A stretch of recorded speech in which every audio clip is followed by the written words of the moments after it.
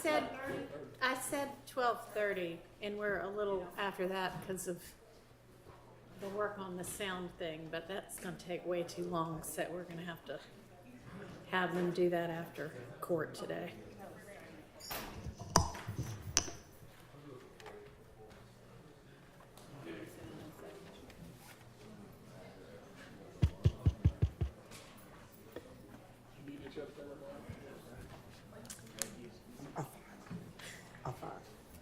All right.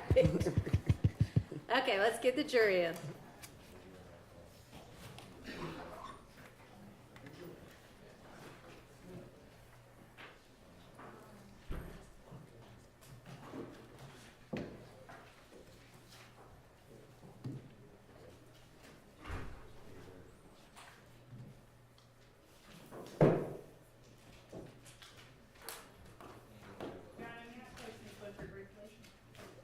Who briefly? Miss.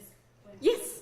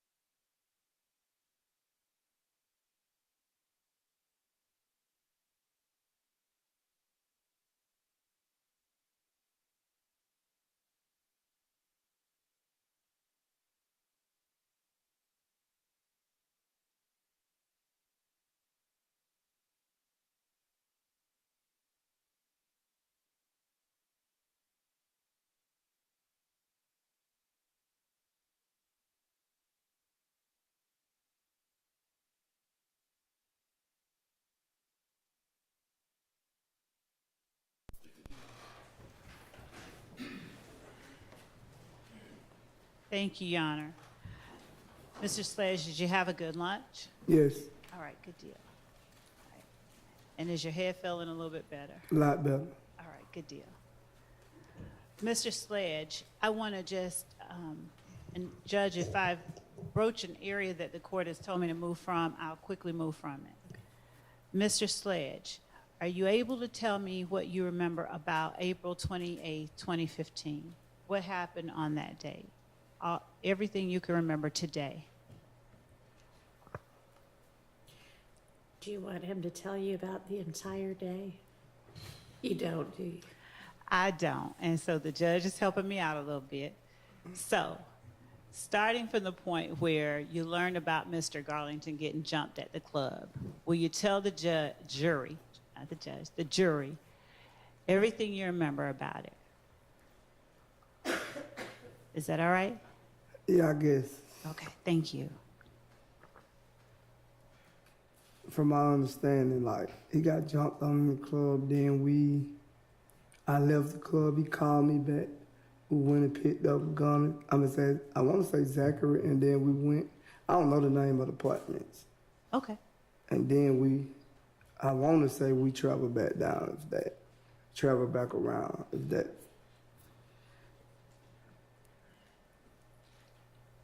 I didn't hear you. I said once we went to the apartments and then we went back to the house. I think that's what I said. Take your time, and you do not have to, I'm not trying to get you to match up anything. Okay? I actually, it been long 4 days, Miss Love, so. It's okay. Take your time. If you have anything you could refresh my memory. But right now, I don't recall. All right. Try my best. And that's all I'll ask, okay? Yes. All right. So I'm not going to try and trip you up. I just wanted whatever you remember today in terms of it. All right, go ahead and ask the next question. Okay. All right. Do you remember whether you went to the house first or to the apartment first? I don't remember. I can't exactly tell you, but I don't recall exactly how it went. Okay. And the house that we're talking about, is that the one off near MLK, off Adele? I want to say that's the only house I remember going to. I don't Okay. remember. And where were the apartments that you remember going to? I don't remember exactly what it was. I just know they was in a gated area. I don't think it had a gate when you got to go through the gate. That's all I remember. Do you remember whose they were, whose apartments they were? Like, why were y'all going there? I think I was supposed to have been dropping Zachary off. Okay. Did his girlfriend live there? I don't think she stayed there, but she was there. All right. Now, was there any shootings that went on there? Did you see somebody else shooting or anything happening there? Yes, I think that's what it was. They was shooting when we pulled up. Okay. Now, I know you don't get scared easily, but did you consider that sort of a startling sight to see somebody shooting at the apartments? For me, it was normal, so I can't speak for no one else, but Fair from enough. my perspective, it was normal. All right. And were they shooting at the apartments that you were sending or taking Mr. Zachary to? I don't know if it was the exact apartment, but it was right there in that area. All right. Now, in terms of shooting, how could you tell the jury, because they weren't there? Do you see guns pointing out a window or just like fire flashes? What is it that let you know? I just seen the fire flash in front of the Okay. gun. Okay. And were you right up on the car, like, or were you like coming in the gate and you saw fire flashes from like across I the pulled directly in front of the car, and then I backed back. Okay. When you pulled directly in front of it, had the shooting begun already? No, they was doing it. Okay. Did you realize they were doing it when you pulled directly in front of it? No, it's like when we got there, then it started happening. Okay. Okay, so for people who aren't you that might have been considered a little scary, so what did you do when you heard the shooting behind you going on? I backed out. Okay. Did you back out and like quickly leave? No, I got back to safety. Okay. And where were Mr. Garlington and Mr. Zachary when you did that? Did they run inside, stay with you? No, they got out the car. All right. And did you see what happened?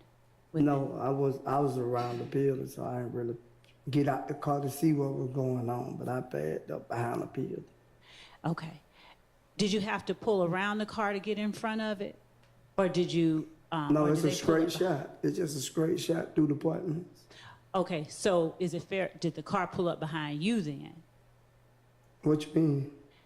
Did I understand you to say that you ended up in front of the car that was shooting? That mean they was probably back then facing like coming out and I'm coming in. I got you. Okay. Did you notice what kind of car it was? No, All right. And did you have a belief as to who it was that was in that car? I didn't know who it was. Okay. Did you later form a belief as to who it was that was in that car? No, I don't recall. All right. Did you all do anything based on who y'all believe might have been in the car? I already answered that question. I answered that question 2 days ago when I told you about it. Okay. Forgive me, I had a long weekend. Could you tell me what you all did based on what you all believed or who you all believe was in that car? There's nothing more that'll happen as a result of it, I promise.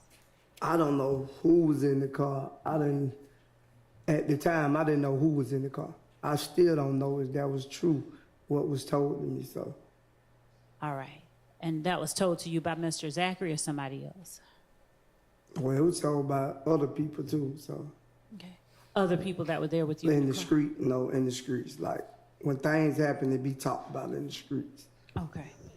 Did you all react immediately, or did it take a few days, or something different? I don't know. I couldn't really tell you because I told you I was behind a building, so I couldn't actually see what was going on. All right, okay. At any point, did you think that IFGAN was involved in that?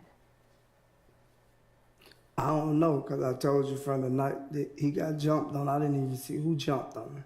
Right. So I don't know. I don't recall. I can't say that. Okay, that's fair. I'm not asking you if they were. I'm just. Judge, may I be allowed to ask the question? Yep. Thank you.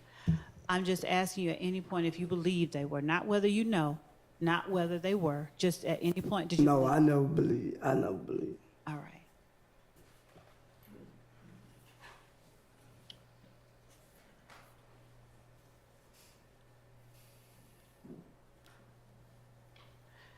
Now, we talked last week about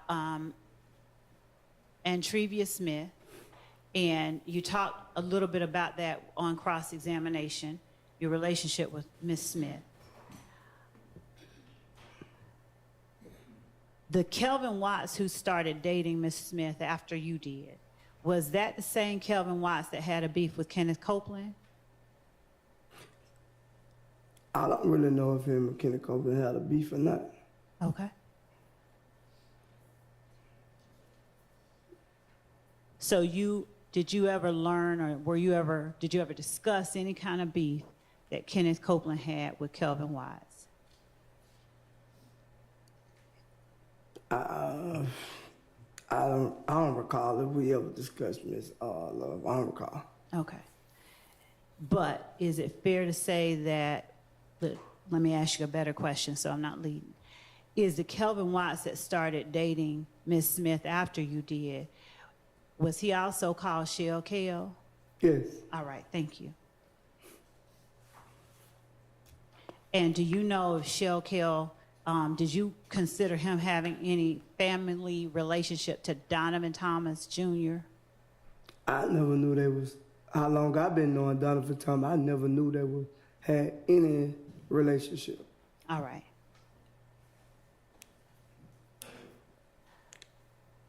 How long did you say you knew Shell Kell?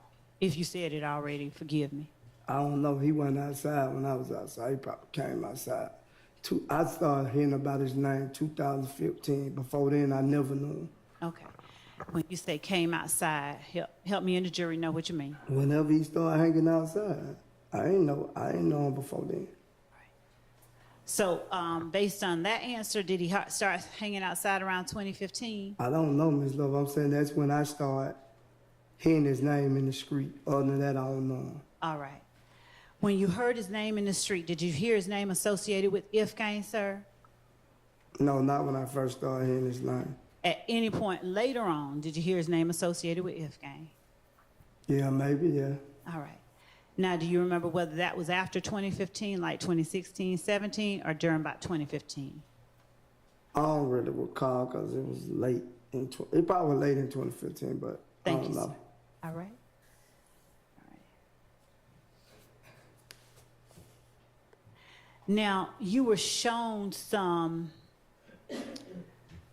dates in a book by Mr. Williams' attorney. I'm going to approach with the court's permission and with your permission. Is that all right? All right. So, did you testify, or a better question is, did you participate in every performance in 2015 that the Travis Scott Rodeo Tour included? No. All right. And do you remember when Mr. Steele was up here reading these dates to you and you were saying, yeah, you see them on the page? Yes. All right. Now, would you tell the jury if these dates are dates that you were actually at the location indicated on this piece of paper? Yeah, most of them. Okay.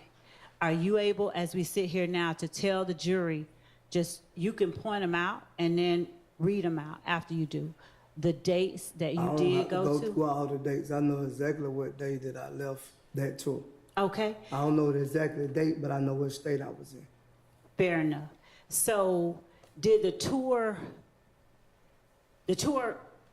did not start until after January 10th, 2015. Is that right or wrong? That might be right. Okay. Do you know of any tour date on this tour that you were talking about with Travis Scott that started before February 28th, 2015? I don't know the exact date, so at least I'm looking at the book. Here. Do you know of anything before February 28th, 2015? Here, you can turn, however you want to look at it. No, the first date say February 28, 2015. Okay. Yes. And to your memory, is that the very first date of this Travis Scott tour? Yes, from my memory. All right. Now, this tour, when we say Travis Scott tour, who was the headliner? Was Mr. Williams the main attraction, or was Mr. Scott or somebody else? Mr. Scott was. Okay. Now, was he a major performer? And you got to forgive me because I don't know Travis Scott, okay? Come on. I'm not lying. I don't. Was he a major performer? I'm older than you believe, and you're going to have to forgive me. Come on. I'm dead serious. I don't know the man. You know, don't be mad at me if I'm laughing at you. I'm not mad at you. You just listen what I'm telling you. Okay. I know a lot of people know he's a big major artist. Okay. All right. And is he a rapper, a singer, a musician, or something I else? don't really. I think he do like, is it like rock or something like that? I don't really know. Okay. All right. So he's a big performer, and did you go on that very first tour date on Saturday, February 28, 2015, that's listed on the book? I just told you yes. Thank you. Were you head of security for Defendant Williams on that day? I want to say, I don't recall if I was or not, was I head of security, but I did a lot of different things on that too. All right. Okay. Thank you for that. Now, was that in Santa Ana, California? Yes, that's what the booklet say. All right. And is that your independent recollection, apart from what the book says? I don't really remember. I could just go by the booklet and know the actual day and what state it was in. Okay. And so does looking at the booklet make you remember, or are you just relying on the booklet to be right? I knew the booklet was right. I had one myself. Okay. In that time. All right. Do you remember who else within YSL went on this tour? It was a lot of us. I don't recall everybody who was there. Was it? I'm sorry. It was multiples, so I don't recall everybody who was there. Was that the first time you had gone to Santa Ana, California? Maybe not, but Okay.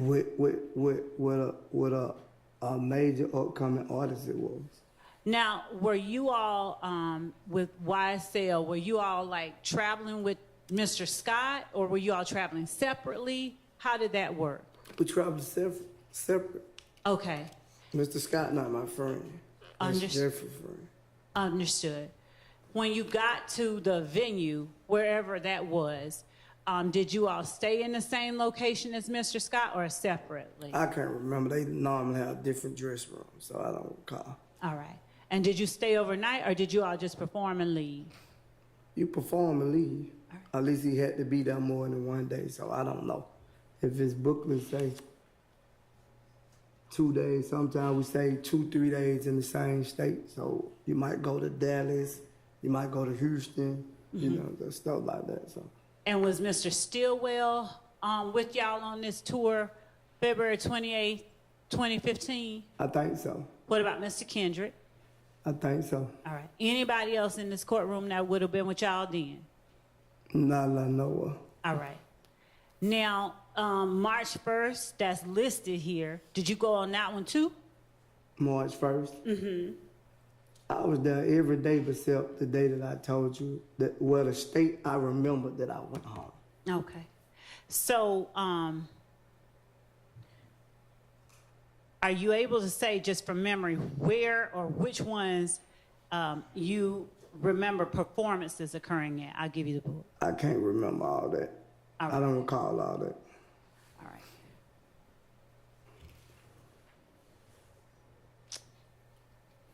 On the days that are listed as travel days, are you able to tell the jury if you all actually traveled on those days, or were there some days that you all traveled on different days? Probably actually that day because you had to be in another state before he performed. It was a time limit, so like we had to stay on the time limit. Okay. Are you able to tell this jury with 100% certainty whether or not Mr. Williams performed at every show reflected on this tour schedule? I can't say that because I got sent home on a certain date, so I didn't finish the whole tour, so I can't say that. Okay. I didn't see him perform, but I could, like, until I got sent home, I seen him perform. Without looking at the book, and I'm going to show you the book in a minute, but without looking at the book, are you able to say the date you went home? I can't tell you the date. I remember what state it was. Okay. Looking at the book, would that help you remember when you went home?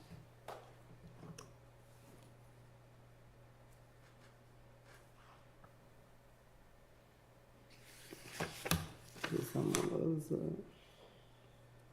And does that schedule just consist of that one page, or is there two It's pages? one page. All I right. remember right here. Okay. Are you, I got my finger pointed at. okay. Can you read out the The date, Date it and was the Thursday, March 26, 2015. Okay. Thank you. Are you able to tell the jury with 100% certainty whether on every tour day prior to Thursday, March 26, 2015, Defendant Williams performed at every performance listed on this sheet of paper? Not after that date, yeah, but that date, yes. That's the last show I was at. Okay. What I'm asking is, before you got sent home, before you went home, right? Every show that he performed. Every show day? Yeah. Okay.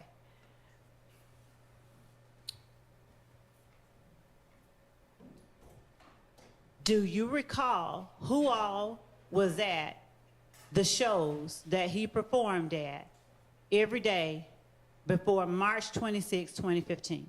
No, I don't recall that. After you got sent home, did you make any effort to follow what was going on as he toured? No. So when you got home, did you just kind of blank out and not listen to or anything? I enjoyed myself with my family. Okay. Did you speak with or talk to or communicate with Defendant Williams or any other member of YSL who might have been touring with him? No, because I was trying to get family time in, so I didn't call and see what Mr. Williams had going on. I was more focused on my kids.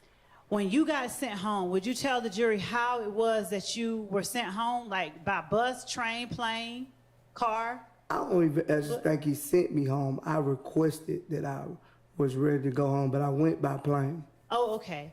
Did you, did that request have anything to do with your family? What happened? No, I was just ready to get home and see my kids at the time. Fair enough. Did anybody else leave at the same time you did on, was it March 26, 2015? I don't recall who all left at certain time because everybody didn't leave and go the same way they kept on the plane. Okay. Was Defendant Stillwell still with Mr. Williams on this rodeo tour of Travis Scott's when you left? Do you remember? I don't recall if Mr. Williams and Mr. Steele went home or he stayed on tour. I don't recall. All right. Do you have any memory about Mr. Kendrick and how long he stayed? No, I believe Mr. Kendrick stayed the whole while. If I'm not mistaken, Mr. Kendrick was like a backup hype man or something at the time. Was a backup hype man? He was on stage with him performing. Okay. Was Mr. Copeland with him? Do you know? No, I don't remember Mr. Cole. What about Mr. Zachary? I think Mr. Zachary had got sick. He went home way before. All right. Was Mr. Stevens with him? I don't recall. What about Mr. Garlington? Was he with him? I don't recall. Okay. So without me going down a list of people you don't recall, can you tell the jury if there's anybody else you recall being on this tour of Travis Scott's with you and other YSL people? No, I don't recall. Okay.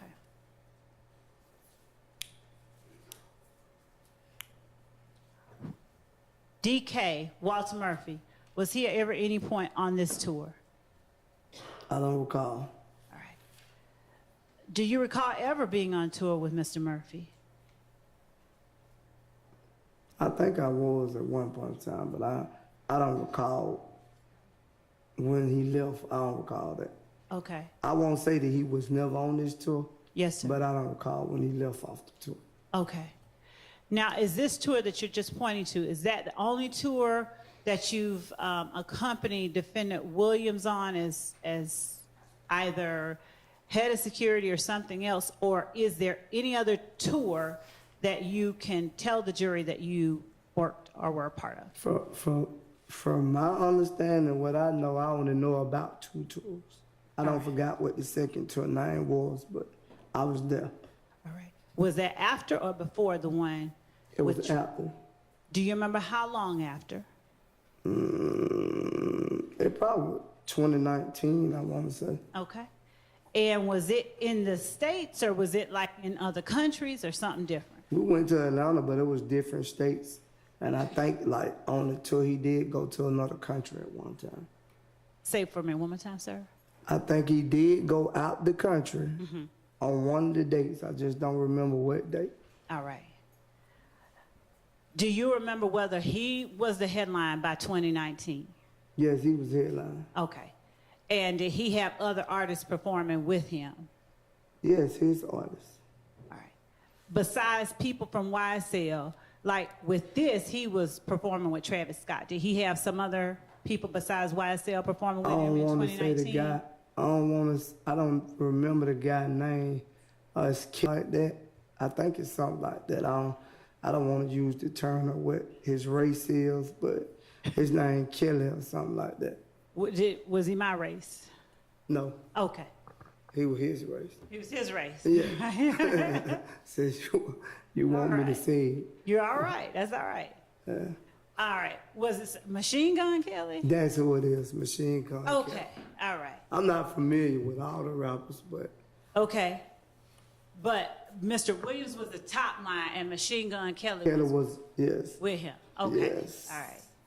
Now, am I reading correctly that this rodeo tour lasted February 28, 2015 to April 3rd, 2015? That's what it said in the booklet, if that's what it is. Okay. And you can look on other pages if you need to. I don't think it's nothing on the other page. I already looked. Okay. Yeah, that's the ending date. Okay. So is it your memory that after April 3rd, 2015, where it says travel home, there was no more rodeo tour? No, there was no more rodeo tour. Okay. Okay.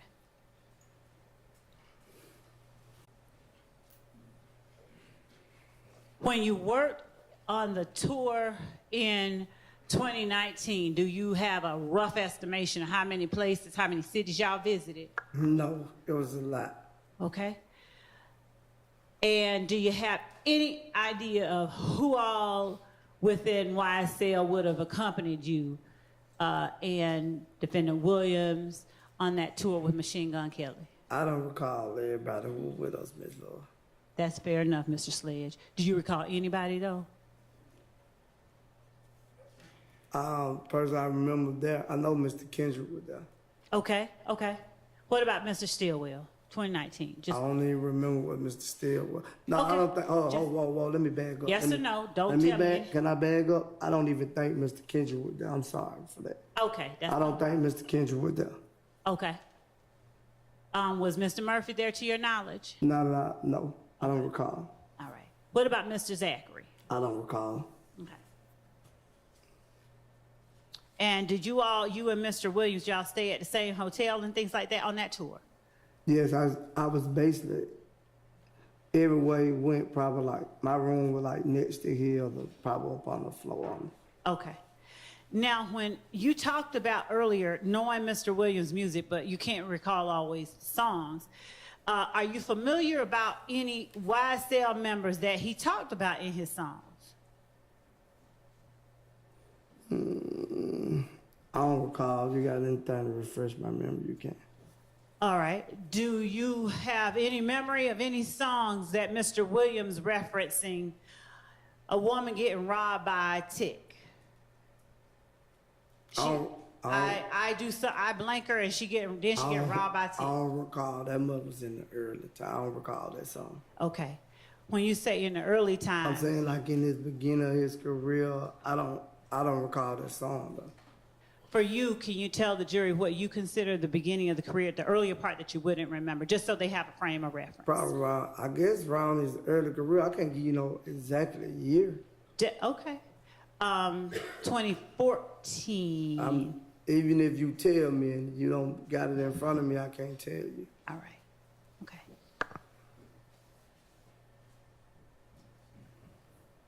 What about Lil Woody popping at your noggin? Does that sound familiar? Yeah, I think that was on the song. Do you remember what song that was on? I want to say Halftime, if I'm not mistaken.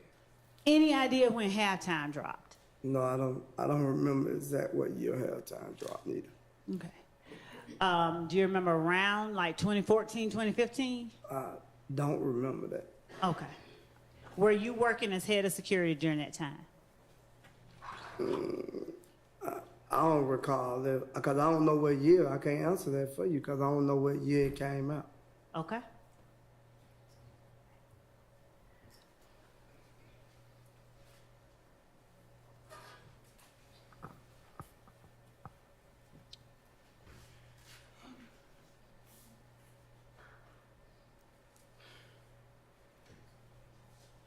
In March 2015,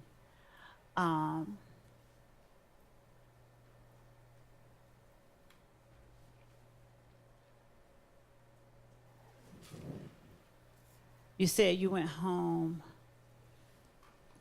around March. What was March? Whatever Phoenix, Arizona is. Phoenix, Arizona. After that show, I went home. Okay. All right. Or it would have been the next day that I went home. Okay. All right. So I didn't travel to the next state with him. All right. All right. So March 26, 2015 is Phoenix, Arizona. You would have gone home like March 27th, that Friday. Yeah, that morning. That morning? Okay. All right. Did you ever hear, sir, you want to see it again? No. All right.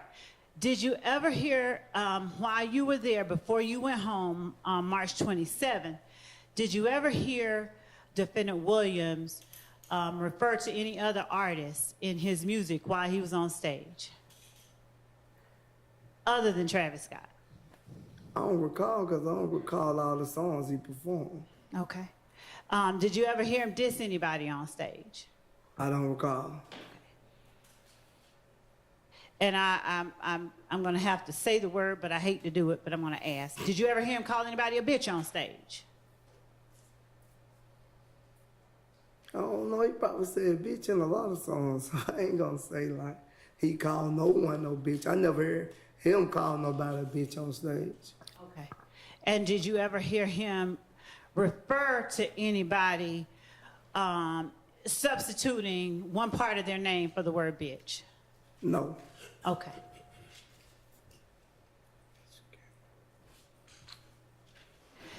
When we were talking about that video with you, Mr. Zachary, back last week, the video, I'm sorry, I'm switching gears. I'm switching gears. Here, there. But I ain't gonna be aggressive. But that's how you confuse me. You going to one subject and then you jumping all the way left field on me. All right, I'm gonna try and orient you. Last week, when you and I were talking, do you remember me putting up a video of you and Mr. Zachary, and one or both of you had a gun, and you were saying something like, we're not going back and forth. And you were talking about Kale in the video. Right. All right.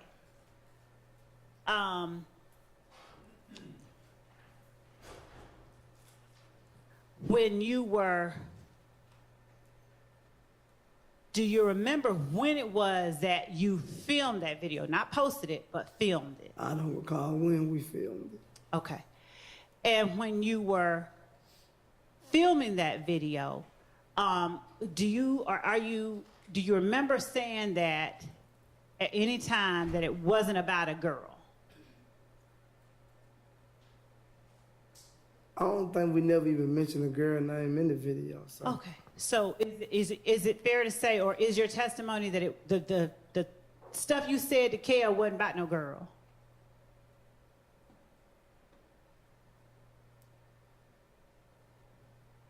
I don't recall. I can't say, Ms. Love. I don't recall.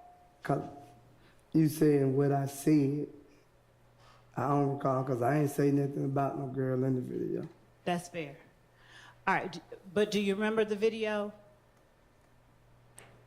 I remember we made the video, but I don't remember what I said in the video. Ms. Dyer, are you able to pull up that video?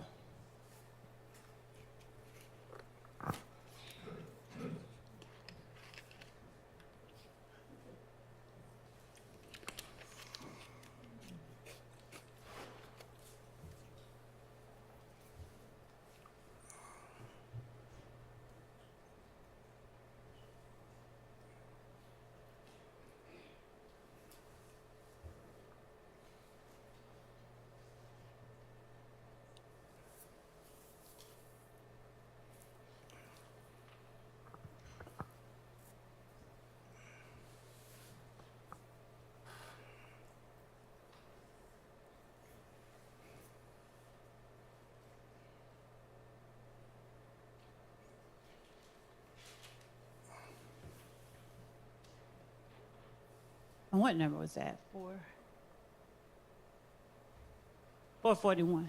All right. We're going to play 441 for you one more time.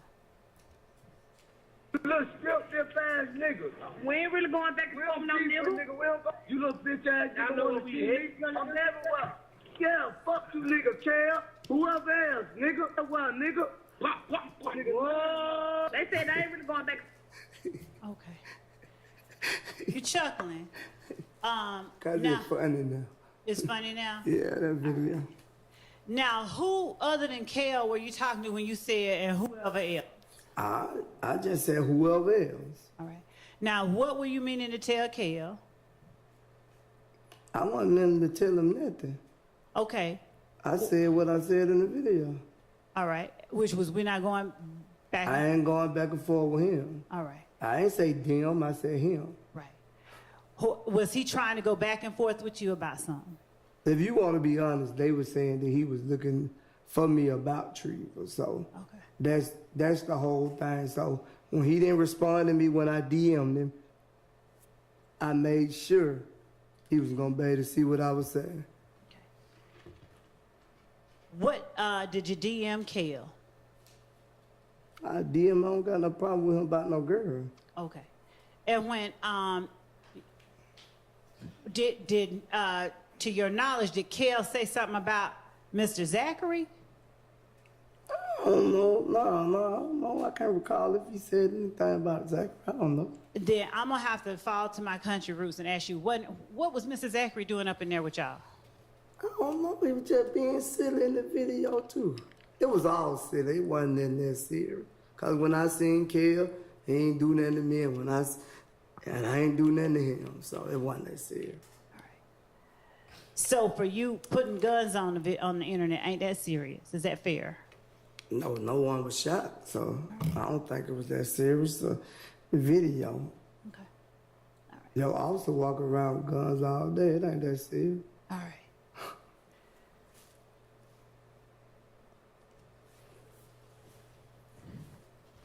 When you orienting you back to the rodeo tour, not trying to switch up and change you and confuse you. That was you first screaming, yeah.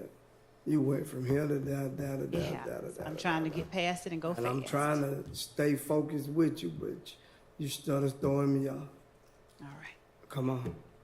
When we're talking about the rodeo tour, you said you had to go home, but you were working. Did you have any kind of contractual obligations you had to fulfill before you went home? He'll let me go home anytime I wanted to, no matter what the contract was.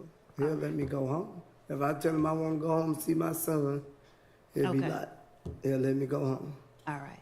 And did you have someone to replace you when you went home? Yes, I was head of security, so that means I only choose the security. All right. That don't mean I did security. All right. Head of security just mean like I could come say, we're gonna get Miss Love, we're gonna get him, we're gonna get her, we're gonna get Mr. Right. And if one of you don't do right, I just say, we'll give him a plane ticket. Did you have responsibility for sending folks home to act it up on the tour? No, I don't have responsibility to that. Okay. Now, on cross-examination, going back to, It's right, huh? thank you. This is Defendant Williams, number 255, right? Yes. All right, you told Mr. Steele that you had seen that, you recognized that before, Yes. right? Where had you seen that? If I ain't mistaken, man, when it was posted and added, I want to say, man, Mr. Williams was together. Okay. When it was posted and added, y'all were together? When the guy added him, me and him was together. Okay. That's why I remember this post. Are And we you- were both like, I think he was gonna try to use it in a song or something, but he didn't. I don't know. Okay. Are you familiar with D-Mac, Got Me Too Banging? I don't know him personally. No, I don't know him. Now, where was it that you saw it? I want to say that was Twitter or something at the time, if I ain't mistaken. Now, are you tagged on this tweet too?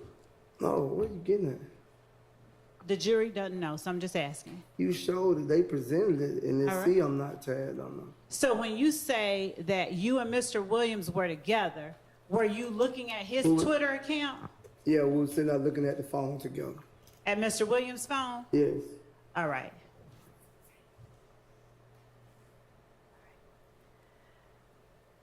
I'm going to pull up what I will mark for you as State's Exhibit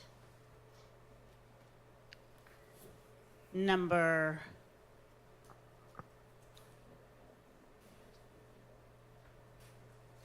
4.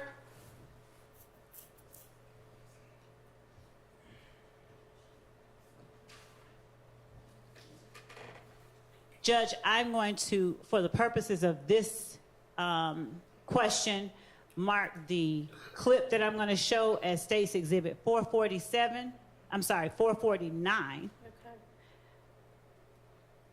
And it is from 1:03:30 to 1:08:17 of Mr. Sledge's testimony on September 5th, 2024, when I asked about the video of Defendant Williams speaking into the camera, talking about they lied to their mama September 24th. last week, Oh, just last week. I was gonna say, Yeah. Just take a look at it, if you will. I will. Okay, thank you. I'm not trying to give you no hard time. Thank you for trying not to give me a hard time. Take a look at it. My apologies. Yes. Mr. Steele, do you mind coming over to Miss Knight, so that she can show you what we're about to show? Anybody else? Any of the other? And anybody, attorneys? yes.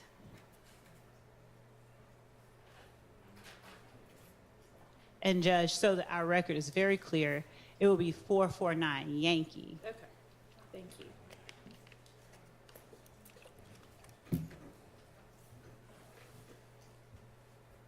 And thank you for not giving me a hard time. I don't want to. I just want to get up, get out of here. All right. I don't want to give you no hard time. Okay. Is it done?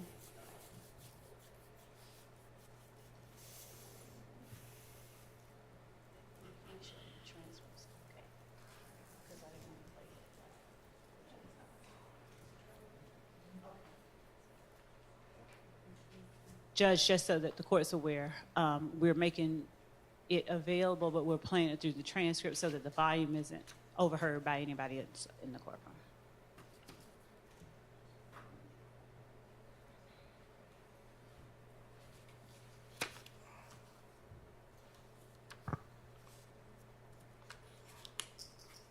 And with the court's permission, I'm just going to sit while they're looking.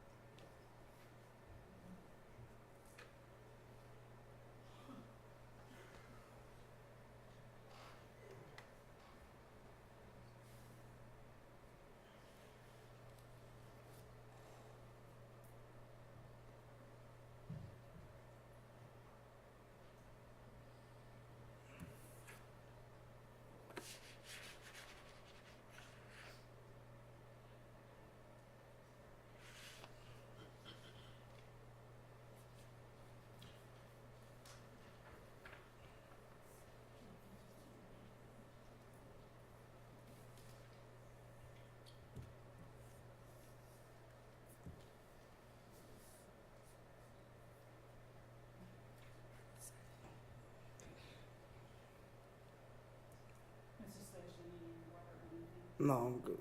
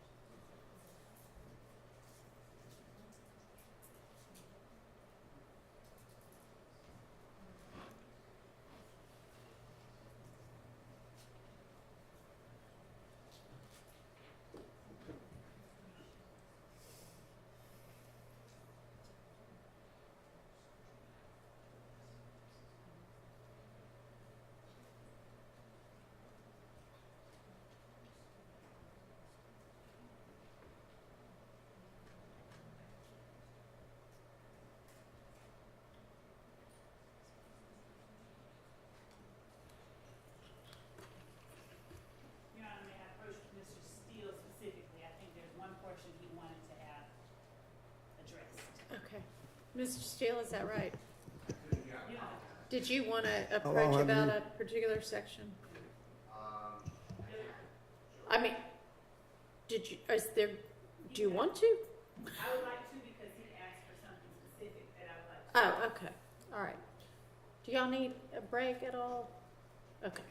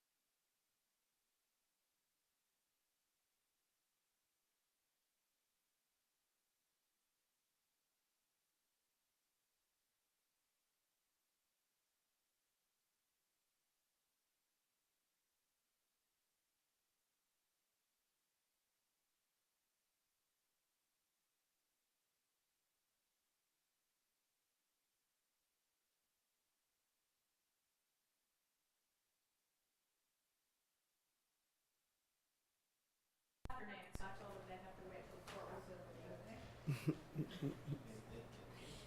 then we'll see what happens. Jesus.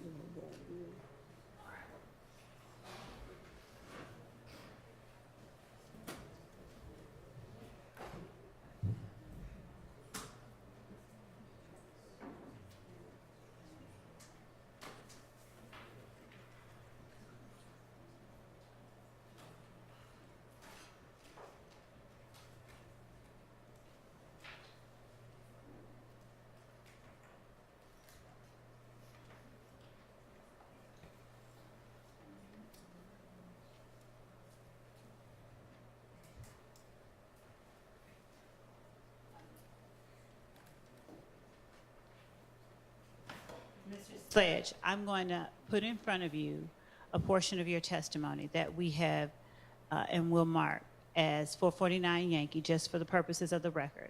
And I want you to listen to it. It will be approximately 2 minutes. And after you hear it, would you just tell me if you remember that? I don't want to ask you just straight out, do you remember something, okay? Okay.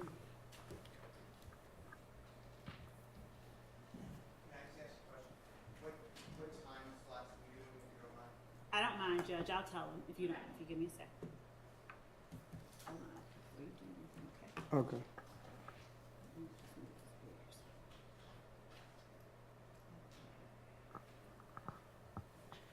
Judge, that will be from time 103, 1:03:30 to 1:08:17. Yes, a little more than 2 minutes. I mean, yeah. I'm sorry. Me and my bad math. I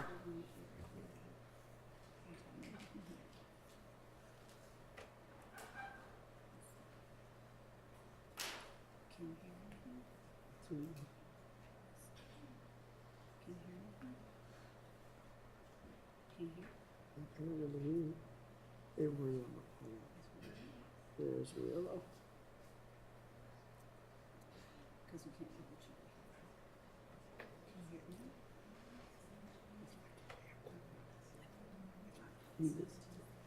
You try to listen to it and see. Could you understand what it's saying? Can't understand. Yeah.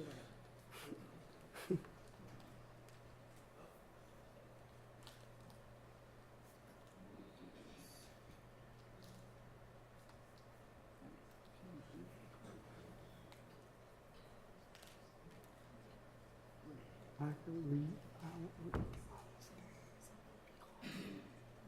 It'd be hard for me to like read words and I don't really understand. Who had them? No, just put anything in my ear. Judge, may I get some sanitizer? Sabotage. Oh, ain't that it?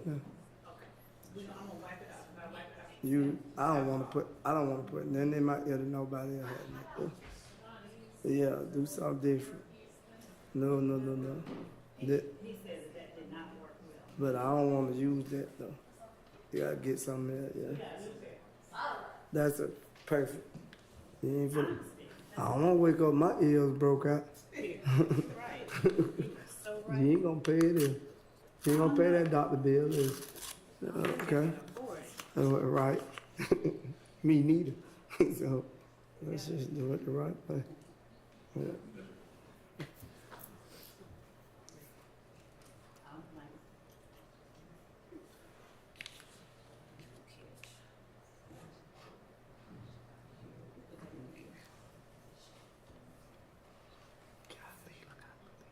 You can pull them. Oh, okay. No, You wanna make sure. you tell me.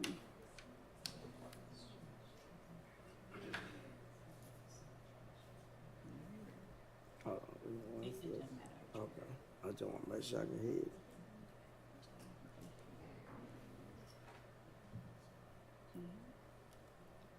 You can?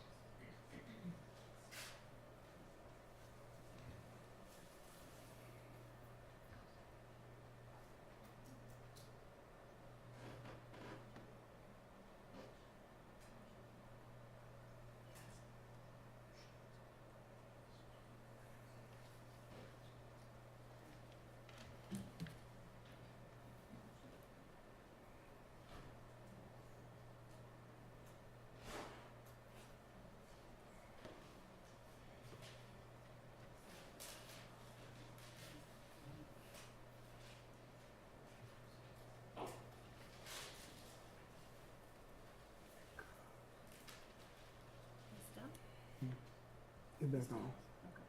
You just stop. I remember now. I remember. You do remember? Yeah, but you remember you asked me. Hold I just, okay.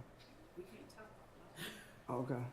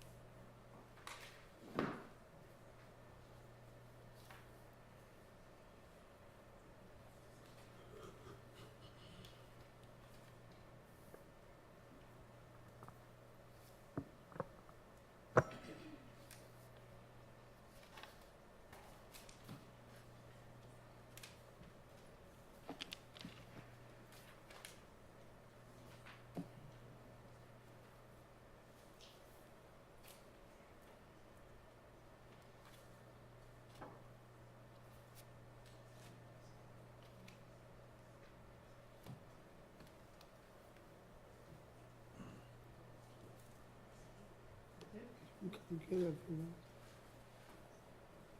It ain't that, but you can get it. I know what you're talking about. You just when it stops at 108. You can stop it if you want to. At 108, just listen to it through 108.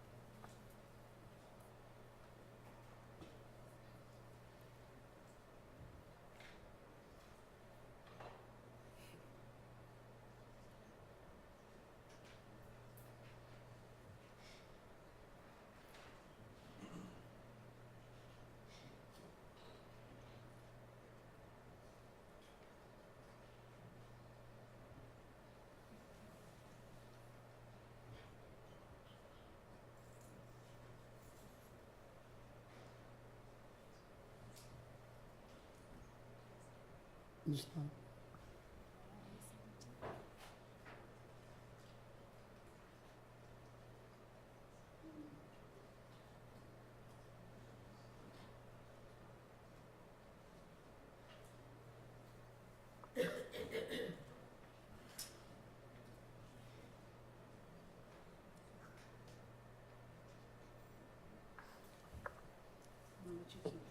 Yes.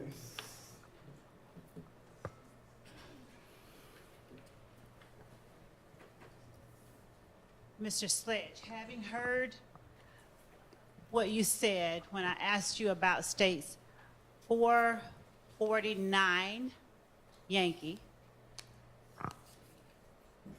do you recall my showing you the video of Defendant Williams looking into the camera, talking about they lied to their mama? Yes. All right. And do you recall me asking you whether that was your voice in the video? I told you it sounded like my voice. And do you recall me pressing you, asking you, was that you? When you just showed me video, I see now, but that's why when I told you it sounded like me, I thought you just took it as that was me, because I told you it sounded like me, and the only way it could sound like me, I had to be there in the room. Do you recall telling me that you did not remember being in the room? I see on the video I did, but like I tell you, you were pressuring me so much that day too. My mind just was everywhere. Okay. And when I asked you if that was you specifically who said snitching bitches, I said yes, that was me. That was my voice. Sounded like my voice. That's what I said. did you ever acknowledge though that that was you in the video? I said it sounded like my voice, so yes, I acknowledge that with me if I said it would sound like my voice. I ain't say it sounded like Miss Love, and I said it sounded like me, that record, that to me, that's saying it was me. Okay. All right. Do you recall me asking you where you were? I said, and I told you I didn't remember whose house it was, but I did. I said that sounded like my voice. Do you recall me asking you who all was in the room? I don't recall you asking me that. I ain't hear that on that neither. Okay. Do you recall me asking you the names of anybody else that was there? Now that I recall, you didn't ask me about nobody. You was on the Pacific asking me about my voice. That's what I remember. And do you recall at some point telling me, I'm not saying that it's me, I'm just saying it sounds like me, so I can't tell you? Yeah, I told you it sounded like my voice. That's all I remember telling you. It sounded like my voice, so I know if it sounded like my voice, I just thought you say, yeah, that's him. He said it sounded like his voice. Do you remember Thug's attorney showing you the same video a day later? Yes. Do you remember him asking you, was that you in the video? Yes. Do you remember telling him, yes, that is you in the video? Yes, because I had the day to think about it, and then I was like, yeah. When I was still planning in my mind when you showed it to me, and then I thought about it, I was like, yeah, that is me in the video saying it. It's my voice. Is that the video that you were thinking of when you were talking to me back in June with your attorney, Lieutenant Lancico, and myself out in Fayette? I don't even remember you asking me about that video, Ms. Love. Do you remember me telling you on direct or asking you on direct about a video where I asked you if you had seen or did you know the video where they say you lie to your mama, you lie to your kids, and you said that wasn't me? No, I remember telling you I didn't see me in the video. I seen Mr. William in the video, but I don't recall the statement you make. Thank you. And do you recall me asking you then, where had you seen that video before we met in Fayette? I don't recall, but I just heard it. Something about you asked me that, and I told you I seen it before time, and I seen it recently. Now, between the time I showed it to you and the time that Mr. Steele showed it to you, did you go look at it and listen to it again? No. All right. And so what happened that made your memory precise about not just the fact that it was you, but where exactly it was shot? I'll clear it up. Bad question. Do you remember telling Mr. Steele where that video was taken? I don't recall Mr. Steele even asking me where it was taken. I don't even recall him asking me that. Your Honor, can I object at this point, 403? Yeah, I'm not, I mean, we've all heard the testimony, so whether he remembers it or not at this point's not really the issue. Can you just ask the questions you intend to Sure, be Your Honor. asking? Thank you. Mr. Sledge, why did you remember who all was in the room when the video was shot, when Mr. Steele asked you the question? I just told you, when you asked me, I didn't remember. But when I left that day and I thought about the video, and then I realized everybody's voice who was in the video. Okay. And what about the time or the date that the video was shot? What did you remember that too after you left? He showed me the date of the video he had, and then I remember it was a repost, different date. I don't remember the date of the repost, but I knew where he cross-examined me on, I knew the answer to that question. And do you remember me asking you about what what you understood Defendant Williams to be talking about when he said they lied to their mama, they lied to their sister, and all that stuff? Do you remember me asking about that? No, I don't remember you asking me that. At any point, having heard the video again today, did you hear anybody reference lying in the courtroom on that video? Yes. You heard somebody say something about lying in the courtroom? Oh, no. You said lying in the courtroom? Uh-huh. I don't even know if I just heard that, Ms. Love, to be honest with you. But I think I did. I'm not mistaken. If you got anything, just show it to me. Your Honor, state requests permission to play again states 447 Yankee. That's The video itself. Okay. All right.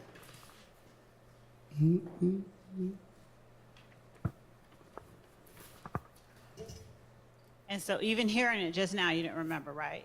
No, if you show me again, like that part. Okay. Don't worry about the earphones. We're going to put it up on the big screen.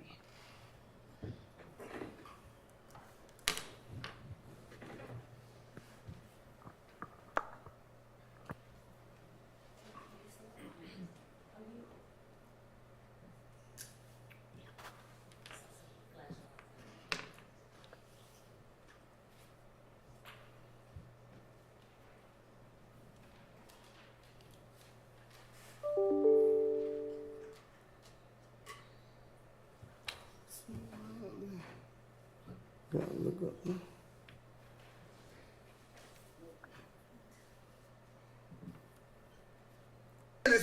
So nigga, a lot of they mama, a lot of they kids, a lot of they brothers and sisters, they didn't get ready in the courtroom and tell the God and his truth. Fuck, nigga. Don't get it. Y'all niggas need to get fucking killed, bro. You snitching bitches. From me and YSL. I don't hear it say lying in the courtroom, though. All right. So when you were asked on cross-examination by Mr. Steele if that video talked about lying in the courtroom, and you said, yeah, was that a mistake? Yeah, that was a mistake, because Okay. I didn't say lie it didn't say lie in the courtroom. The voice didn't say lie in the courtroom. Okay. What did you understand it to be saying? What he said or what in the video it said? The video. It's I'm lie on God. Okay. And when Thug is talking, what is he talking about doing in the courtroom? Telling the God's honest truth? Yes. All right. And after Mr. Williams says, and you get in the courtroom and tell the God's honest truth, you need to get killed, bro.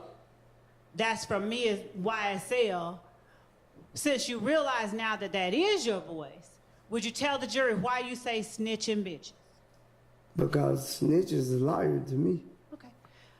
Did you just not say that he said you get in the courtroom and tell the God's honest truth? Well, I'm in the courtroom telling the God honest truth. So whatever he said, what he said. Okay.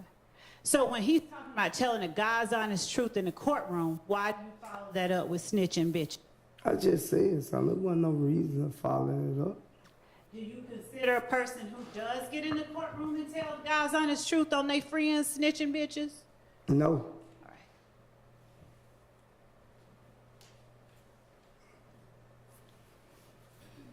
All right.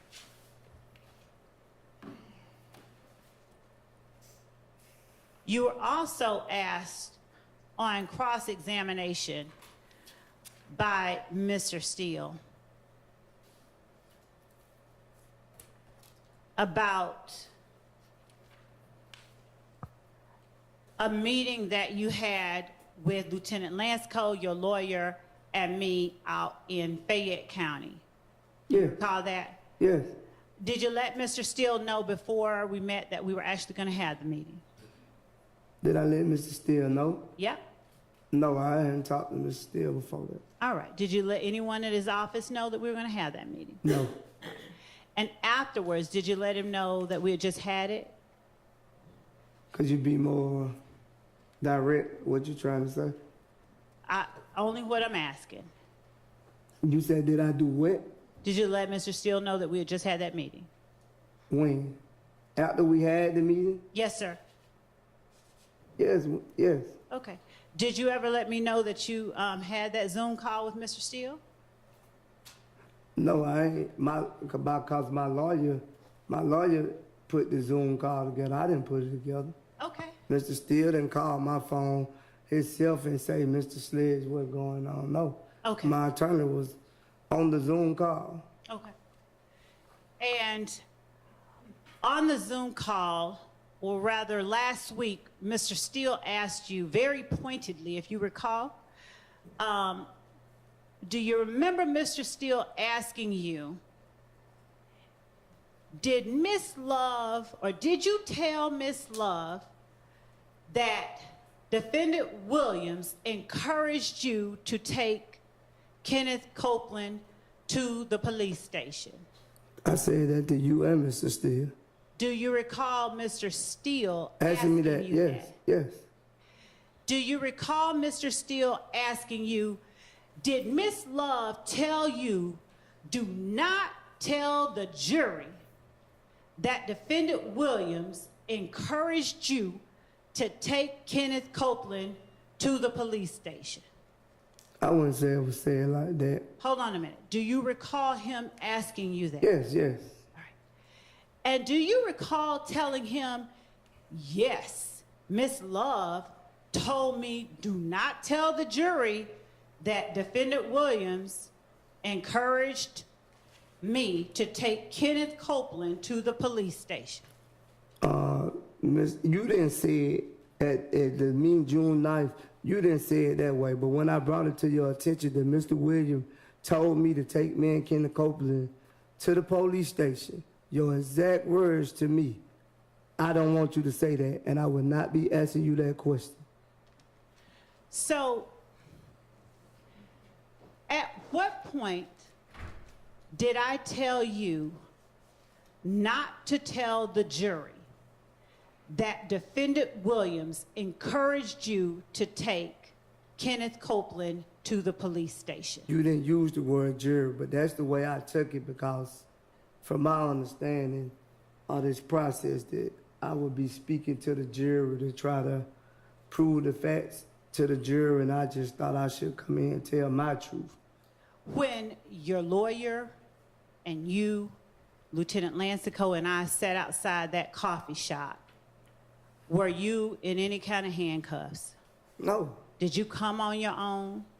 I came willingly with my lawyer. Did you leave on your own with your lawyer? Yes. All right. And did anybody try to read you any kind of rights or anything like that? No, you know that. Or I would have been in But jail. the jury doesn't know that, okay? Right. So, did you feel free to say whatever you wanted to say? I just told you. I said what I said. Free, yeah. All right. I was free to say what I wanted to say. Okay. So,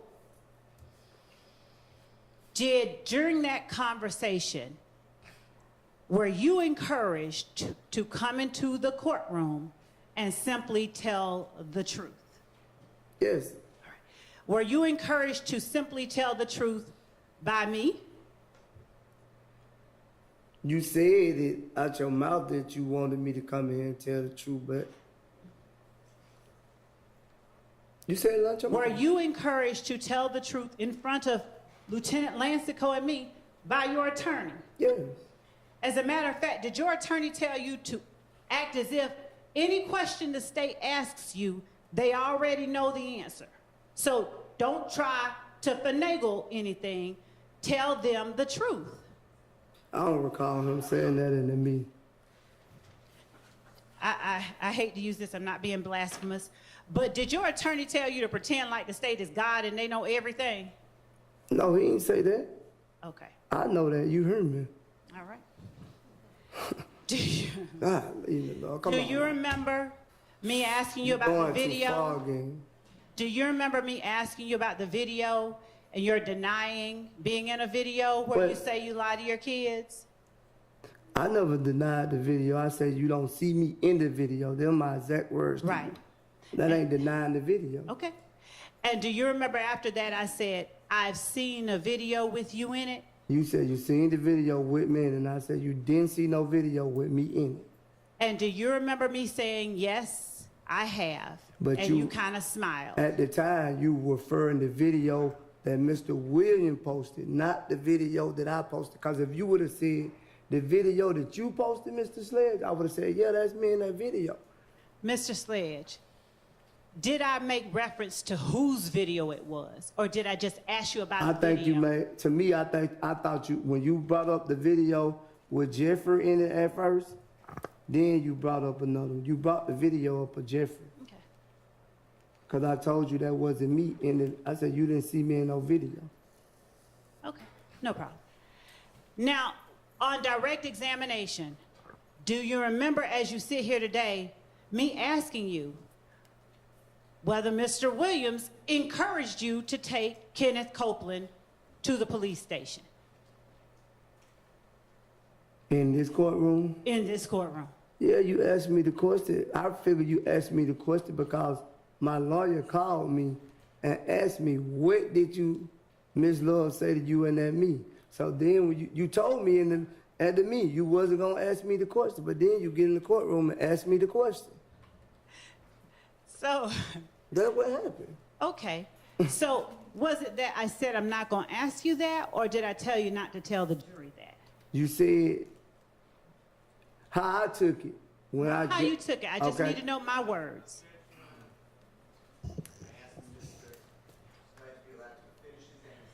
Yon, It's non-responsive. Ask your next question. my words only. Did I ever tell you not to tell the jury that Defendant Williams encouraged you to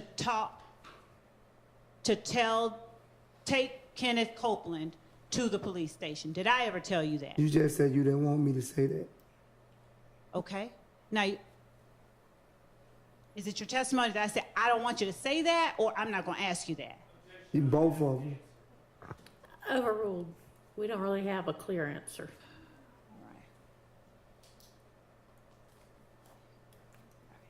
And it's your testimony that your lawyer and Lieutenant Lancico were still right there when I said these words that you heard? Yes, so I Okay. wouldn't have said it. All right. And based on what you just testified to the jury, you gleaned from that that I didn't want you to tell the jury. I never that used the word tell the jury. I just said exactly what you said to me.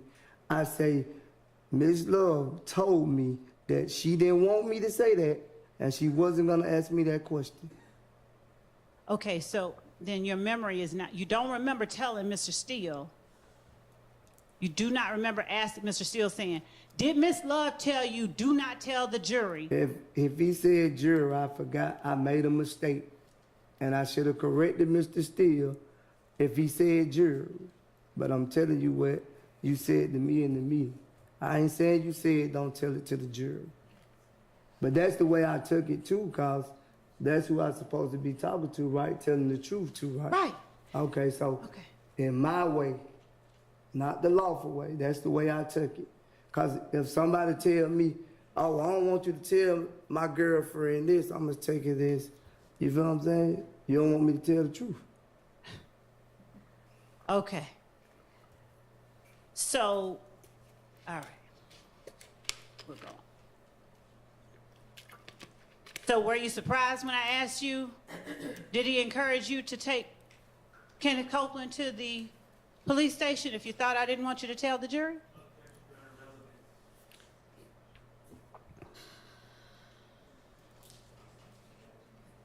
I'm exploring what he said his understanding was. Overruled. So were you? When I asked you that question, were you surprised given that you thought I didn't want you to talk about it? I don't know. I can't recall. I don't know. Okay. All right. Now,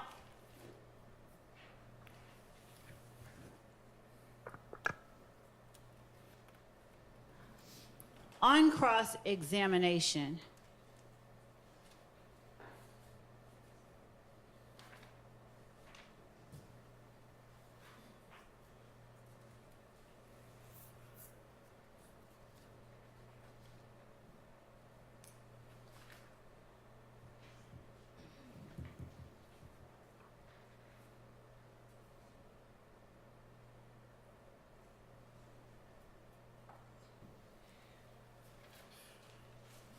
did you tell Mr. Shart that you didn't feel like you could go to trial, or you didn't have the ability to go to trial? And I said I couldn't afford to go to trial. Okay. That's the question he asked me. He didn't say the ability. He said afford. All right. And that's the reason that you answered yes to all the questions that you answered yes to on State's Exhibit 444 Yankee and 1AS? I don't recall.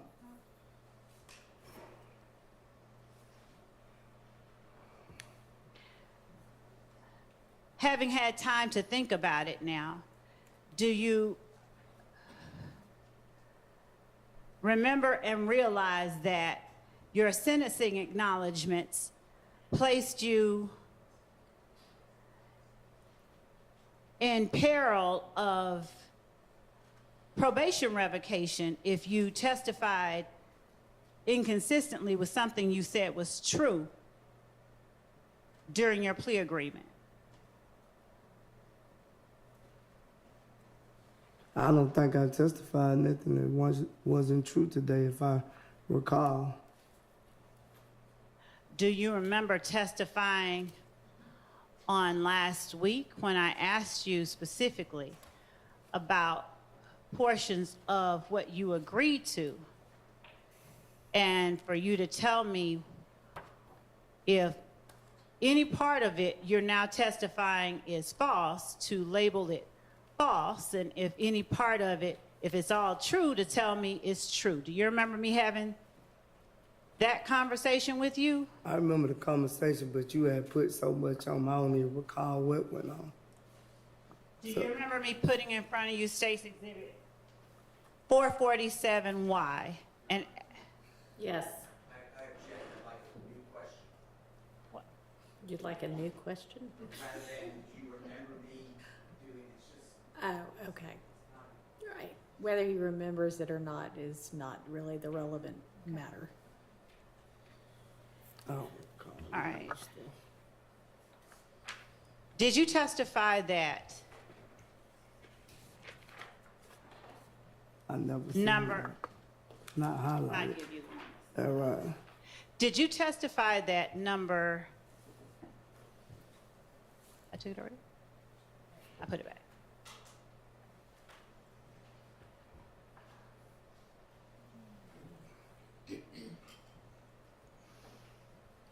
State's Exhibit at 1AS.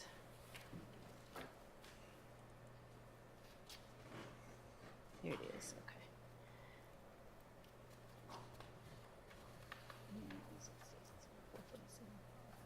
The second part.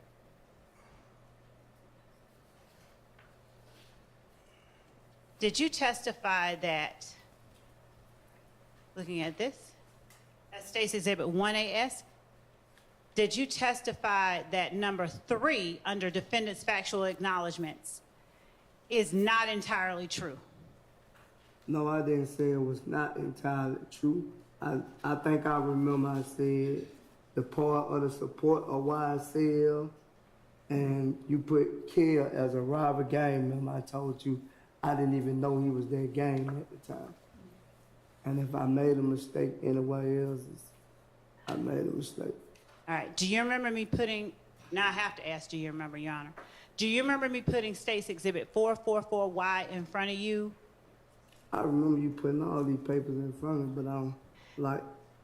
Do you remember me asking you to go over each number, and if one of it is true or one of it, Oh, go ahead.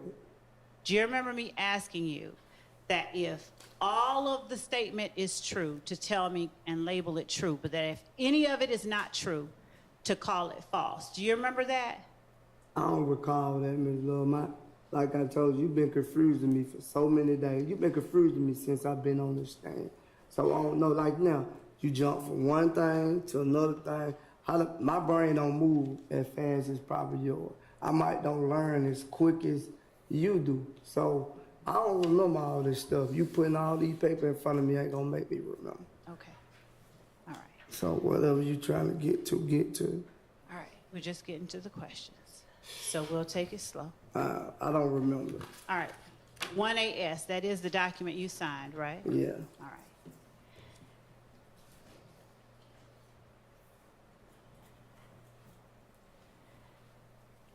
On 1AS, I don't want us to go over That's the right. whole direct examination. I'm not. This is supposed to be redirect. I'm not, Your Honor. I'm specifically asking questions that are related to what the witness responded to on cross.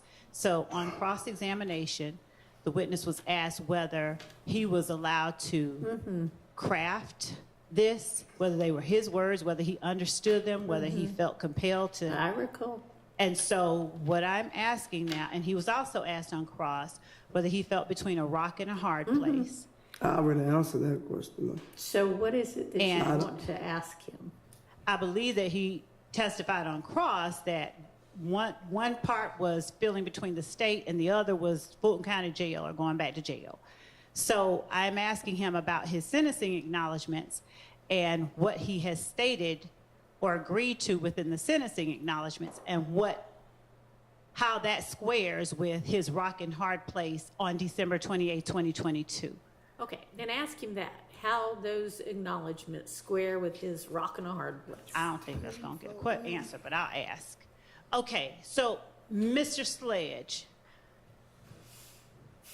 how do your sentencing acknowledgments square with? Do you understand that you said? Now you thinking this stuff funny. No, sir, I don't. You do. Do you understand? Because I know your question ain't funny. It is not. So what you laughing for?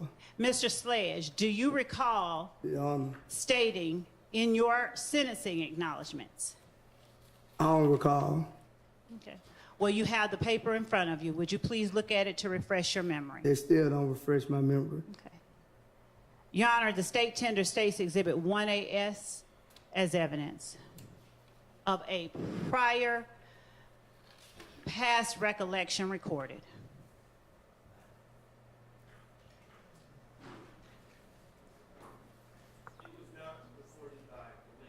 Yes, it was, and it was agreed to.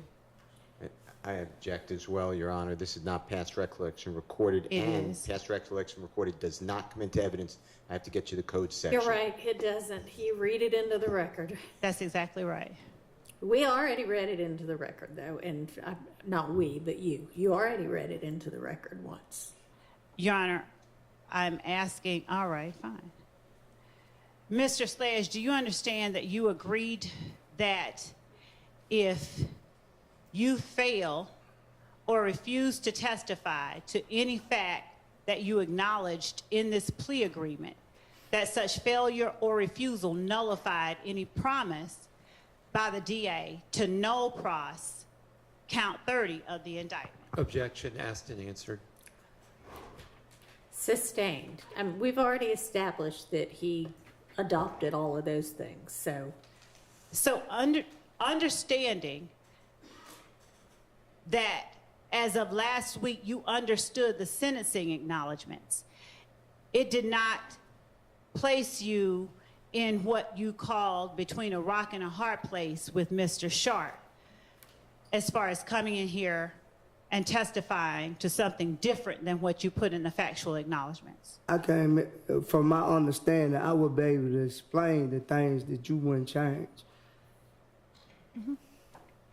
That was from my understanding. Okay. So now I'm in here testifying my truth and not what you put on paper and your answer. These is not my answers on this paperwork. Yeah, I did sign it, but if you would have came to me personally, like I think you should have did, and asked me this yourself, I would have told you no. Did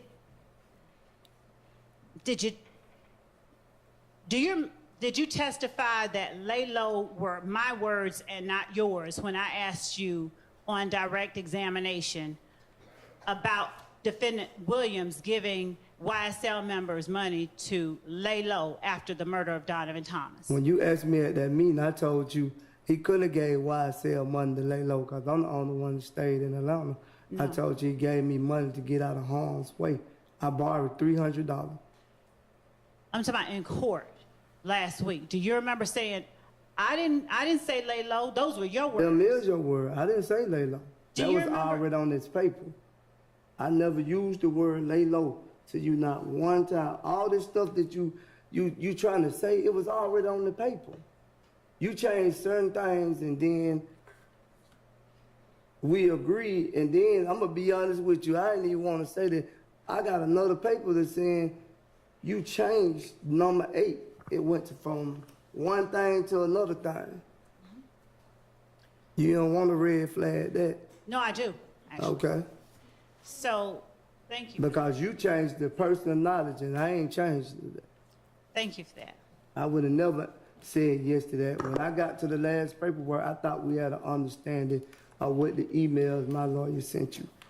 So do you now remember getting multiple versions of state's 444Y that was changed at your request? Not all of it.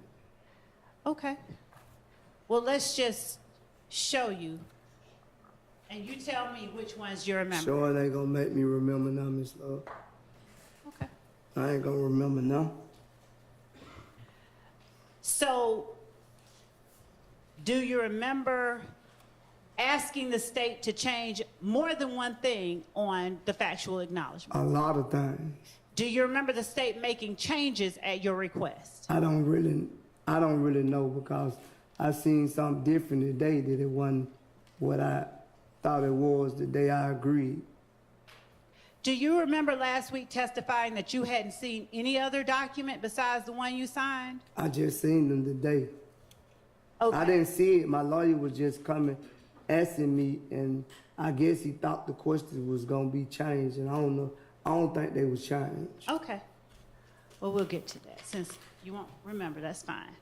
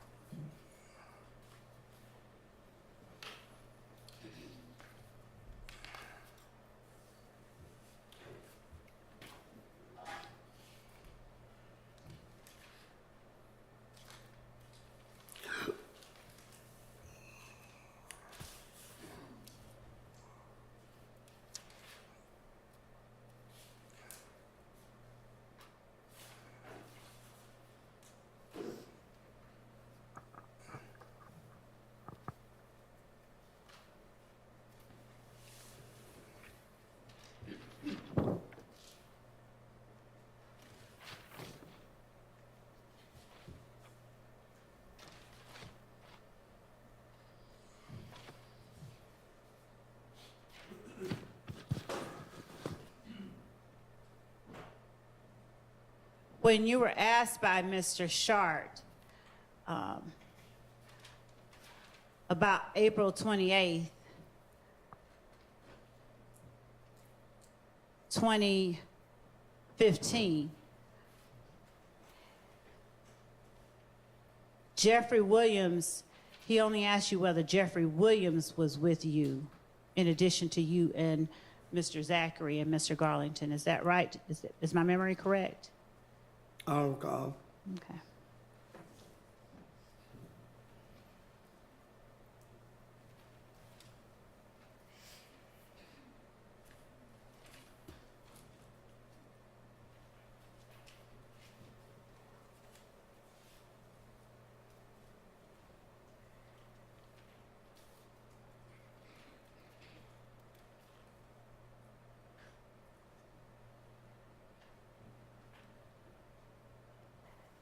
Did you feel on December 28th, 2022, as able as you have felt in this courtroom this week and last week to tell the judge when you needed to do something like talk to your attorney?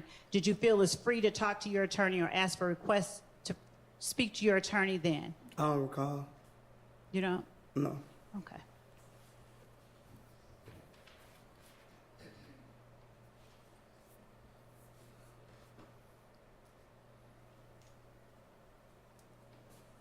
Is there any portion of what the jury saw in your December 28, 2022 testimony where you halted the proceedings?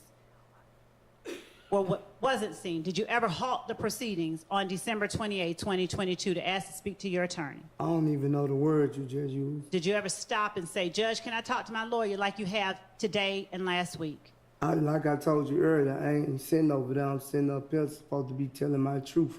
And it's like you're not accepting my truth. I wasn't sitting over there in County Blues. I was sitting over there in County Blues. I'm in the free world. So it's like I couldn't stop and say that over there. Why couldn't you? Because I don't understand that. But once I got up there, I thought I could. Because you told me that.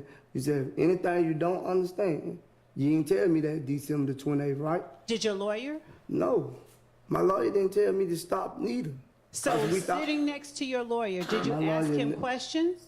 Not talking about what they were, but did you ask him questions at the table? I would ask the witness to be allowed to answer the questions. Judge, I'm not asking him what was said. I'm asking him. It's the province of the what? Oh, no, that doesn't. Overruled. Sitting at the table next to the lawyer you had known for 15 years, were you able to ask him questions? I probably could have, but I didn't. All right. And in the back, when you were with the lawyer you've known for 15 years, did you ask him questions?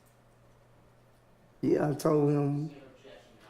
Well, if he wants to share it, it's his to share.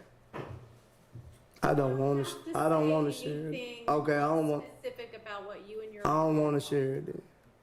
And I'm not asking you what. I'm asking I don't want. did you? She just said I had to share it, Ms. She Lord. said you didn't have to share the content. I'm asking Well, you. I don't want to share it.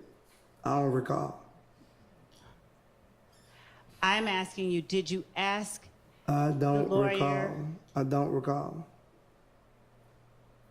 Here you go. Are you saying that now because you're just frustrated? Here you go again. Here you go again. Here you go again. Whether it's a formal question or asking for a statement, That's it. still trying to get information that is the subject matter of an attorney-client privilege. Okay, I disagree. The question was, were you able to ask him questions in the back? And frankly, he answered it Okay. before he didn't recall. So, Thank you, Judge. All right.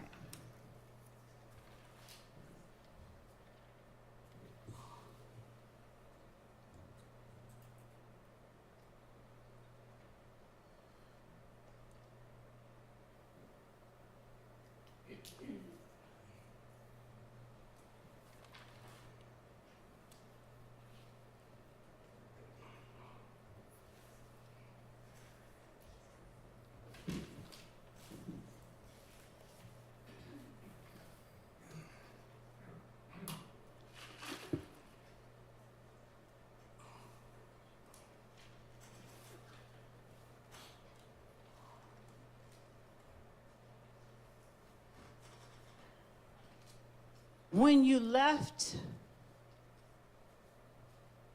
court last week, did you wipe your nose at the jury?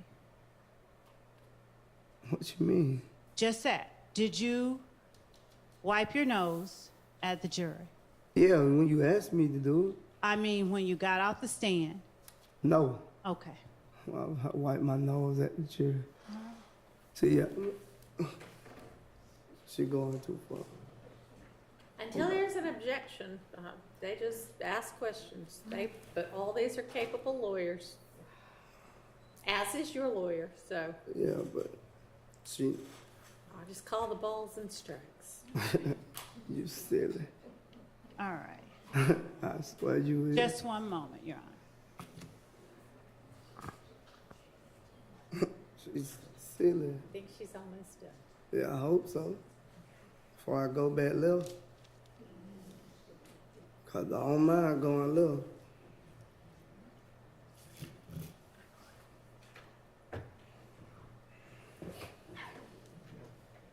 What do you mean when you say go back left? Arguing back and forth with you. Okay. You just being petty now. All right. You felt differently on December 28th, 2022.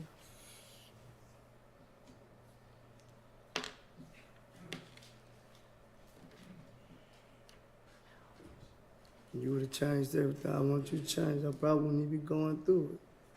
You probably wouldn't have gave me the deal. If you'd have came and asked me. Oh, man, I'm sick of her, man.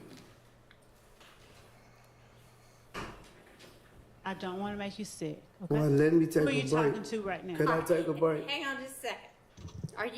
Are you almost done? Because I'm wrapping there are up. some people who need a restroom break. Could we Yes. just give them that break, I Your need Honor, and one I'll back. make sure that I'm on. Give them I'm the, wrapping. yes, let's take a break right now.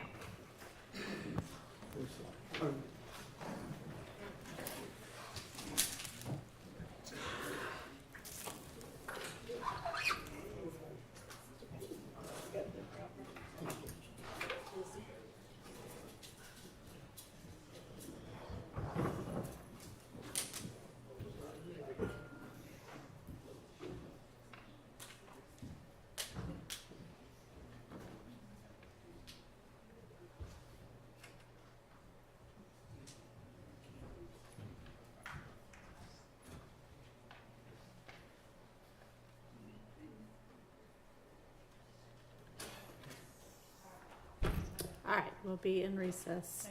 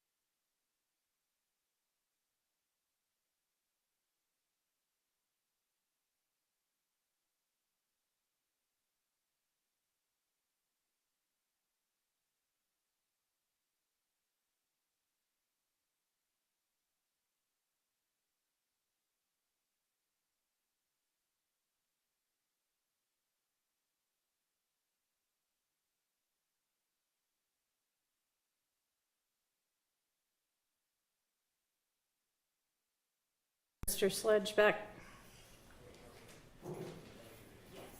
Okay.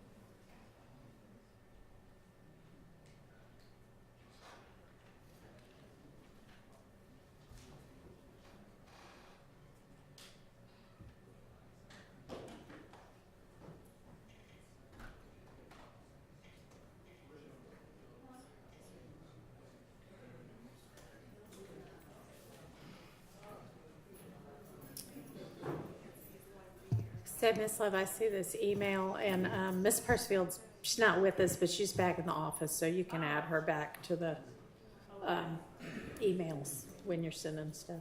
Yes, sir. Thank you. You want to support, wish that I forward that? No, don't worry about it. I can do that.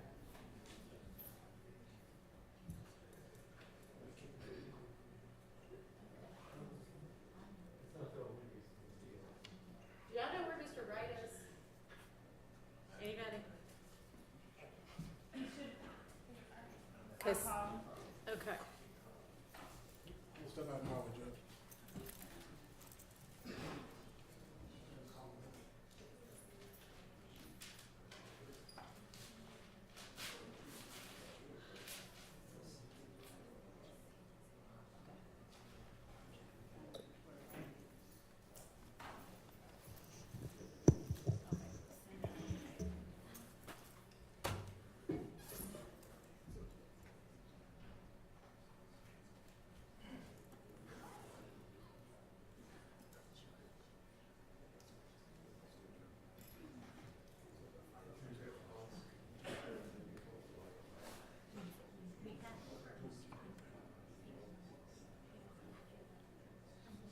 Okay.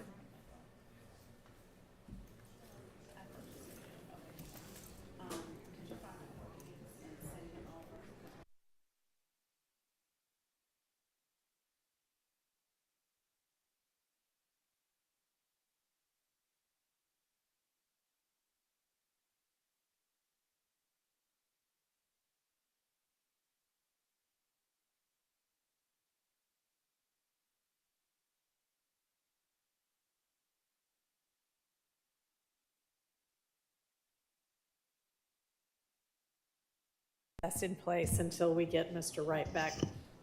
I called and asked that he be found and sent over. I think Sergeant Ingram just went to retrieve him.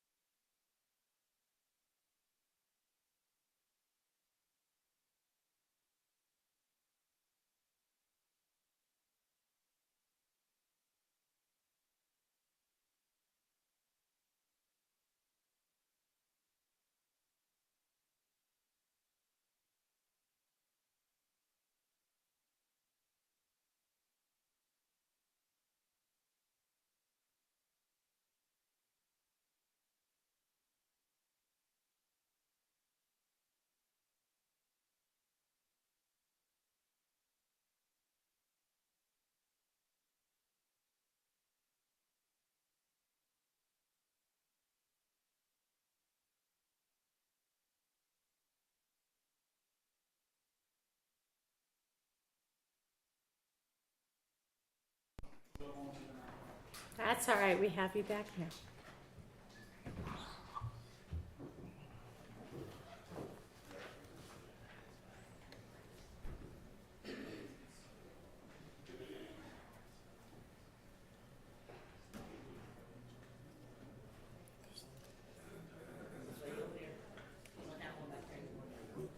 What are we looking at? Wonder what happened to it. Oh, you know what?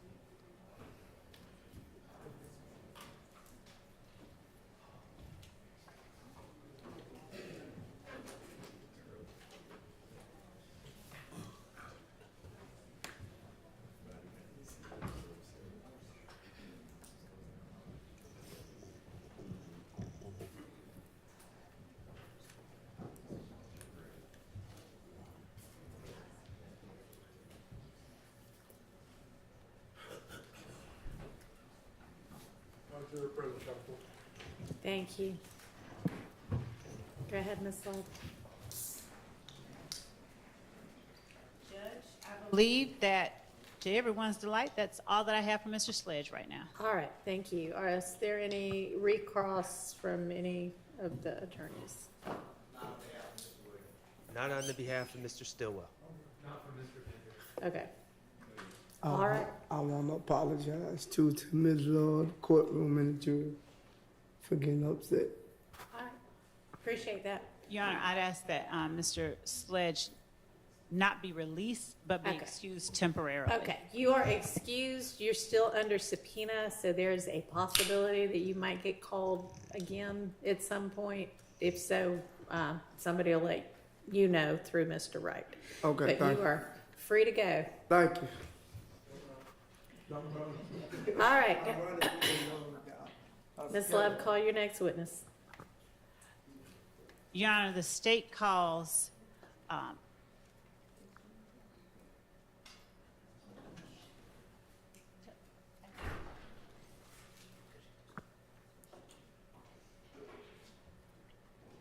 I believe that I will be calling a lieutenant, but if not, it will be Mr. Wright. Okay.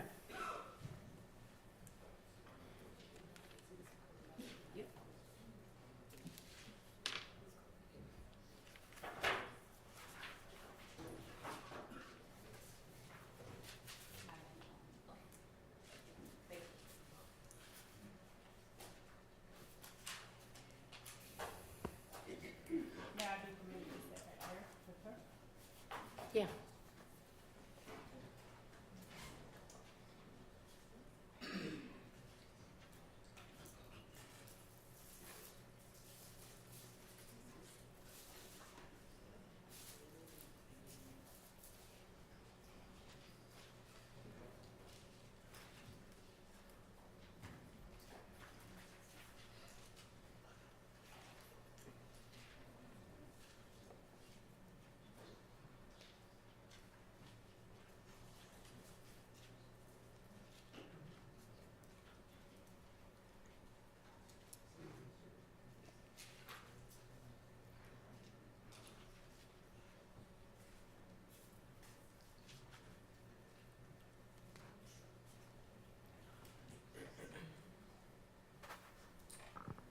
State calls Mr. Derek Wright.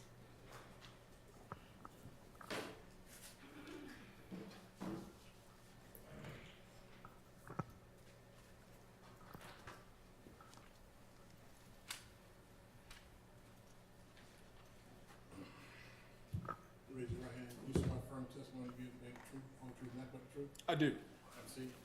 State and spell the first and last name for the state, for the court, please. Right. Derek, D-E-R-E-K, Wright, W-R-I-G-H-T.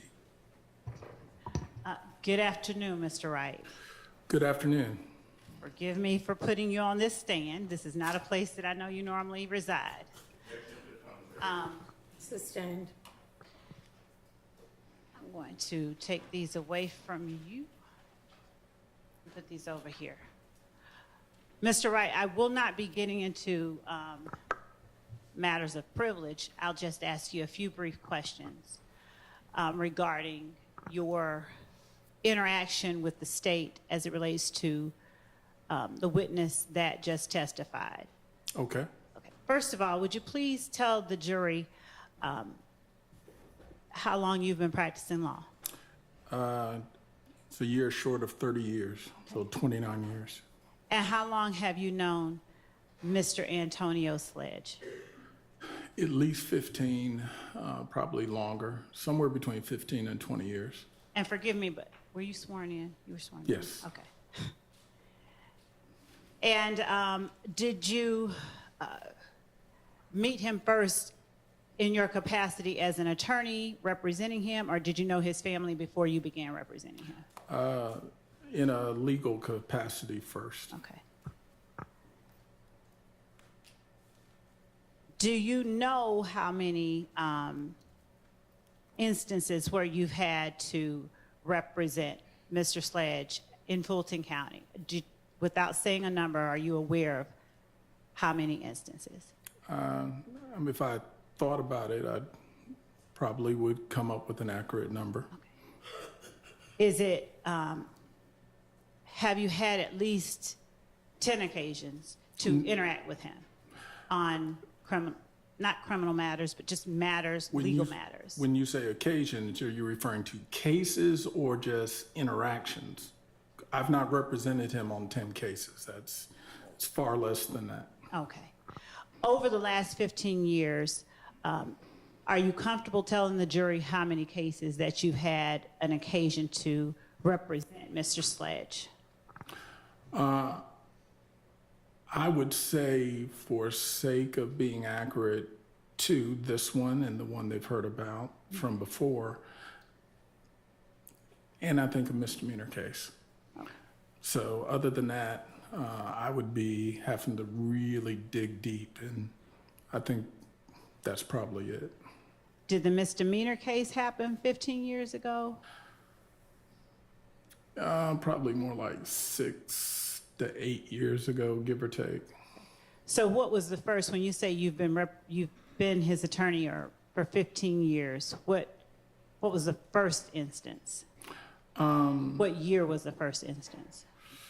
Again, I can't tell you. I'm not being difficult. I just don't recall. I just know that I did come in contact with him as an attorney. And then with many of my clients, I developed a relationship. So he is someone that I've considered a friend, and I know him, some of his family, and therefore I've had an ongoing interaction with him, both professional and personal, for 15 plus years. All right. Is it fair to say he's not the only person that you've represented in criminal matters? Correct. I've represented many, many people over the years. Have you had occasion to represent many, many people in Fulton County over the years? Yes. Have you had occasion where when you make an entry of appearance with respect to, say, for instance, a bond hearing, but have been required to stay on as a person's attorney? Early on, when I first started, you had some of that because, one, often you might get onto a case and then get appointed where the county pays you to stay with the client. Okay. So early on, there was sort of an advantage to getting on early, and then you could stay on if the client either retained you privately or the county paid you. Later on, that changed, and more emphasis was put on public defender and contract attorneys and other stuff. So I would say in the last 10, 15 years, not so much.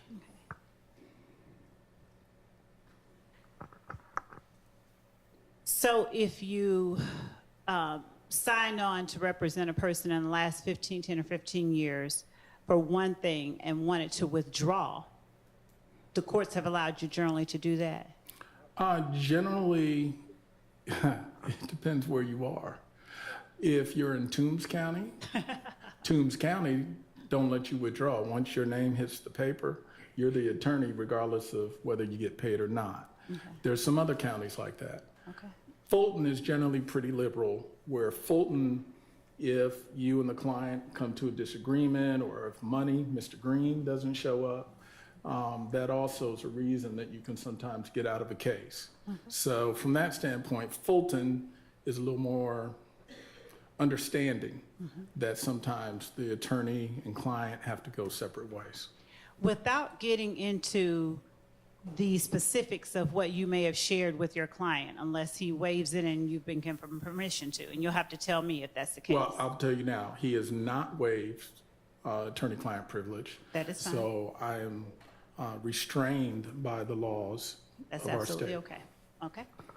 So without getting into anything that is privileged information, would you tell the jury if information that is said between you and your client in the presence of others, such as Lieutenant Lancico, a lawyer from the state, whether that information is considered privilege?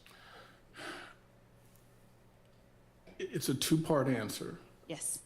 From an attorney-client privilege standpoint, that conversation may not be privileged because it's been said outside of me and the client, meaning there's more individuals hearing it.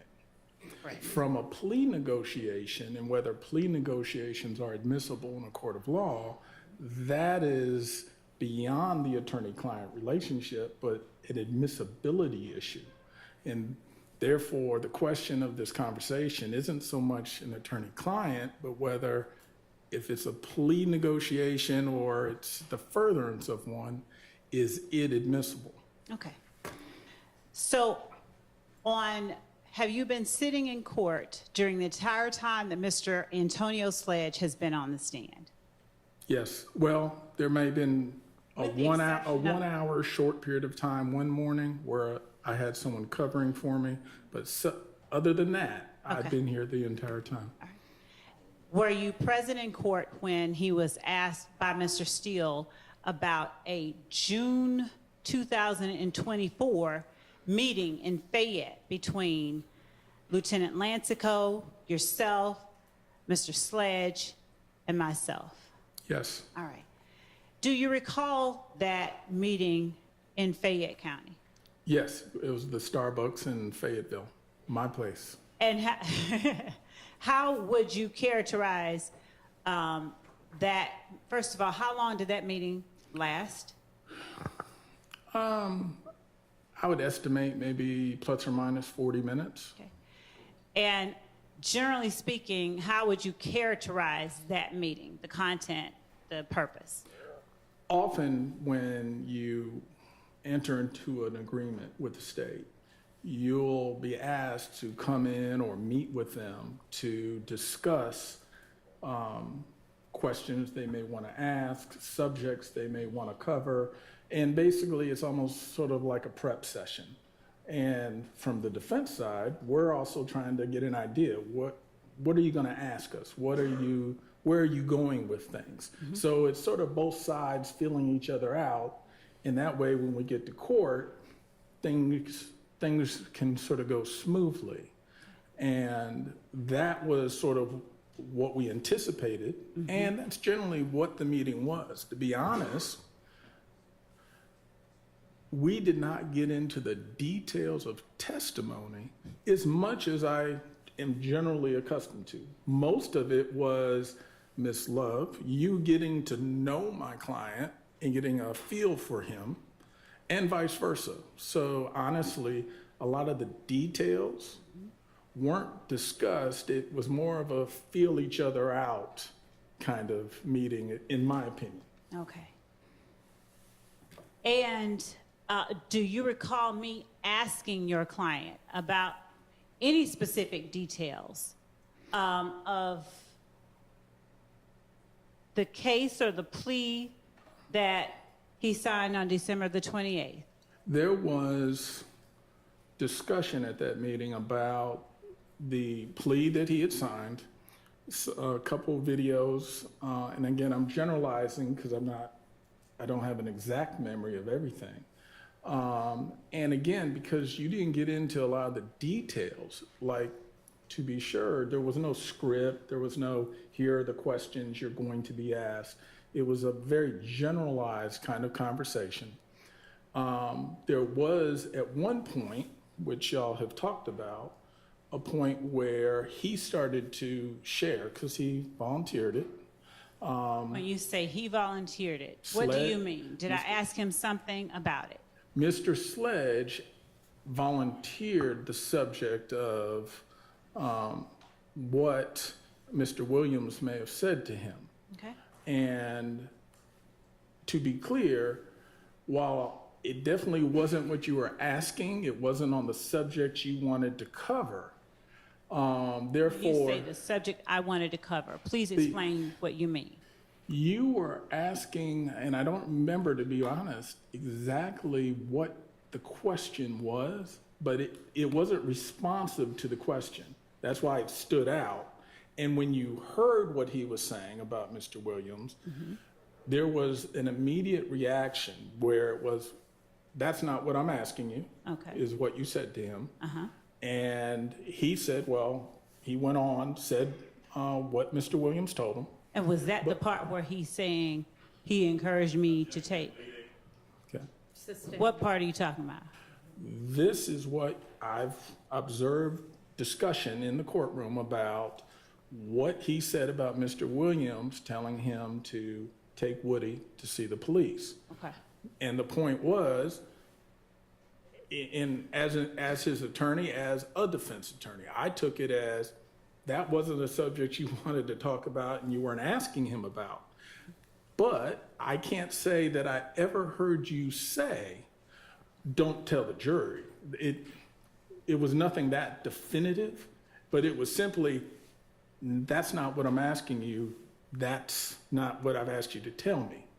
And ultimately, we sort of moved on from it. But it was just clear he very much wanted to say it, and that wasn't what you were looking for in terms of whatever the initial question was. So, but answering the issue at hand, I cannot say that you ever said, don't tell the jury. And listening to the questions that I've put upon your client during direct examination and redirect examination, where I've asked a question and his response has caused me to say, that's not what I'm asking. Would you characterize the interaction at that coffee shop as different than or similar to those type of interactions? I would say, one, the overall interaction at the coffee shop was pleasant. No one was arguing, yelling, screaming, anything like that. It was very pleasant. You'd ask a question, he'd provide an answer, and then even when we got to that, it still wasn't combative. It was simply, that wasn't what I asked you, or what I'll ask you. It was, again, that just wasn't a subject you were going to be asking him about. So it sort of came and went. And when you say that's not or wasn't a subject I was going to be asking him about, is it your testimony that my response had to do with the question? Your Honor, I'm not. And honestly, he's a lawyer. He's going to be able to handle it. I'll give you a little leeway. Thank you. When you tell the jury that I said, that's not what I'm asking you, was your understanding that that's not what I'm asking you related to the question that I had just asked that he seemed to have not been responding to? It was to the question, that is, that was not the subject matter or topic you were asking a question to. Again, I did not hear it, and again, maybe I'm biased because this is what I do, but I did not hear it as an instruction to say, don't you tell the jury this, or I want you to only tell them about that. It was, that's not what I'm asking you right now. I'm not going to ask you about that. As in, so I did hear that extra part, but again, it just reinforced the idea that you weren't instructing him to limit his testimony in any way. It was just clear that wasn't a subject you planned on going into. Mm-hmm.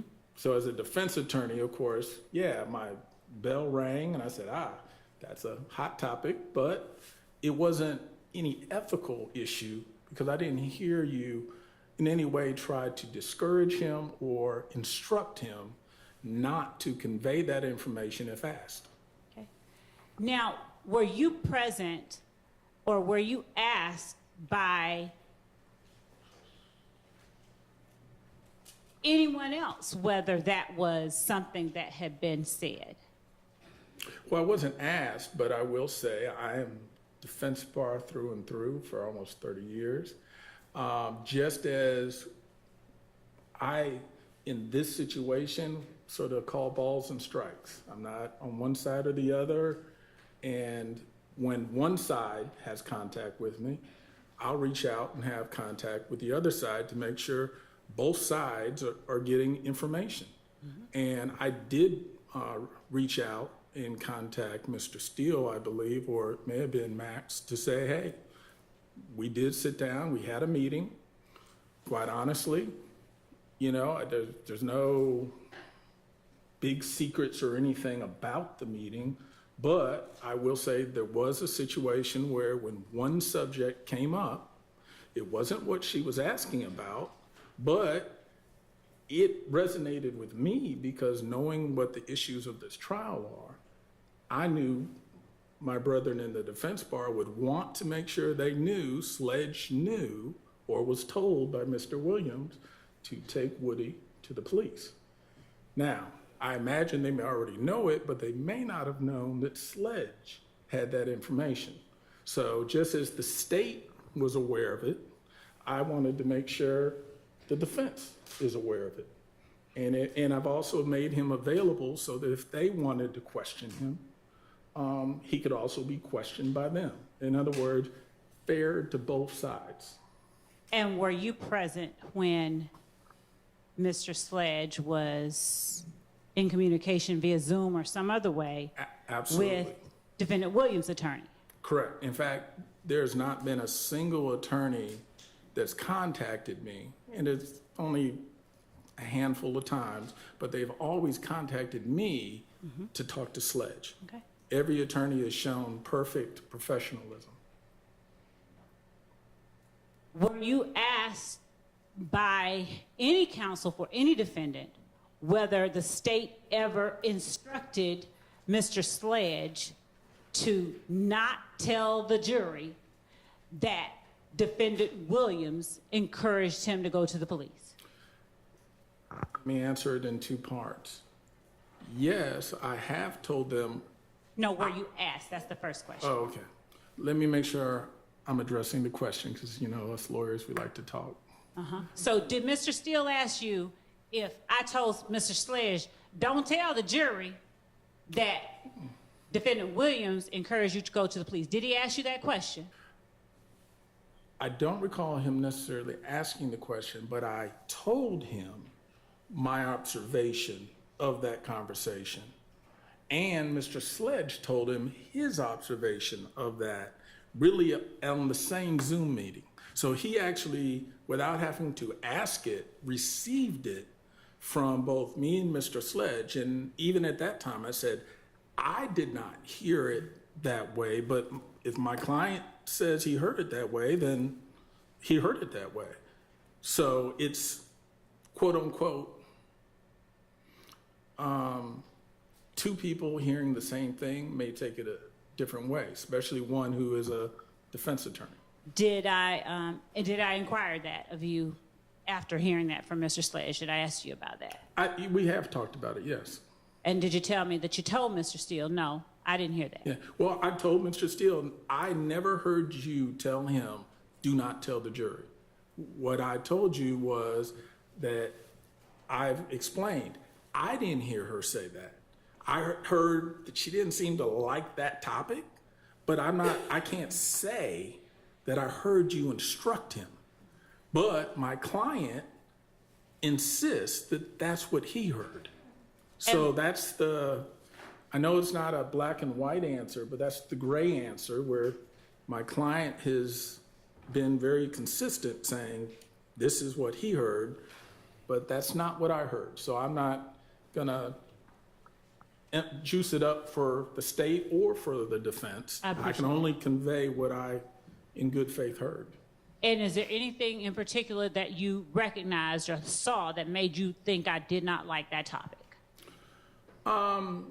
Knowing the general idea of what the case is about, that ultimately the state's theory of the case that Mr. Williams... Without getting into what you believe the state's theory of the case is, I'm asking you specifically what you observed that made you believe. And Your Honor, I'd ask... That's not what she was asking, so no. Go ahead and ask your question. Thank you. I'm sorry. Please go again. I'm asking you what you observed me do or say, facially, non-facially, verbally, non-verbally, that led you to believe in some way that I didn't like that topic. The fact that you stopped him pretty abruptly, meaning as he was going into it, he sort of answered anyway. So it wasn't that you didn't yell, you didn't scream, you didn't do anything, but it was just, as attorneys, what we're really good at, I know we're gonna say talking, but listening and picking up. And when I saw that all of a sudden there was sort of a screeching stop point, that's when I realized, well, maybe, and again, not knowing the details of this case, maybe. So is that where you drew your conclusion? Let him finish his answer. Yeah, maybe that topic, that point has some meaning and some significance. And that's where my thought was, okay, well, just as something may be significant about it in talking to the state, let me also make sure I've conveyed to the defense, hey, that might be some sort of topic. And again, I didn't know what Woody did or didn't do because my role sort of stopped pretty early in this. So again, my thought is if I'm neutral and calling balls and strikes, I want to make sure that they also are aware that may be a topic of interest. And but nothing about your body language or your mannerisms went to anything more than just, hey, maybe there's something there that someone needs to look into. Did I tell him that's not what I asked in a way different than you've heard me say that when he's on the stand? No. Okay. And when I've said that's not what I've asked when he's been on the stand, did you draw a conclusion that that was something I didn't want him to tell the jury? I didn't draw the conclusion, but I did draw a conclusion. The topic was not the topic you wanted to talk about, which, of course, I said, why? But it wasn't, I didn't extrapolate from that, oh, you're trying to make sure he doesn't tell the jury.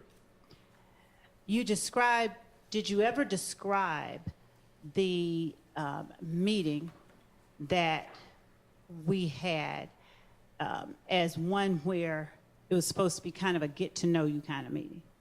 Yeah, I mean, that's, in truth, what it felt more like a let's feel each other out, get to know each other.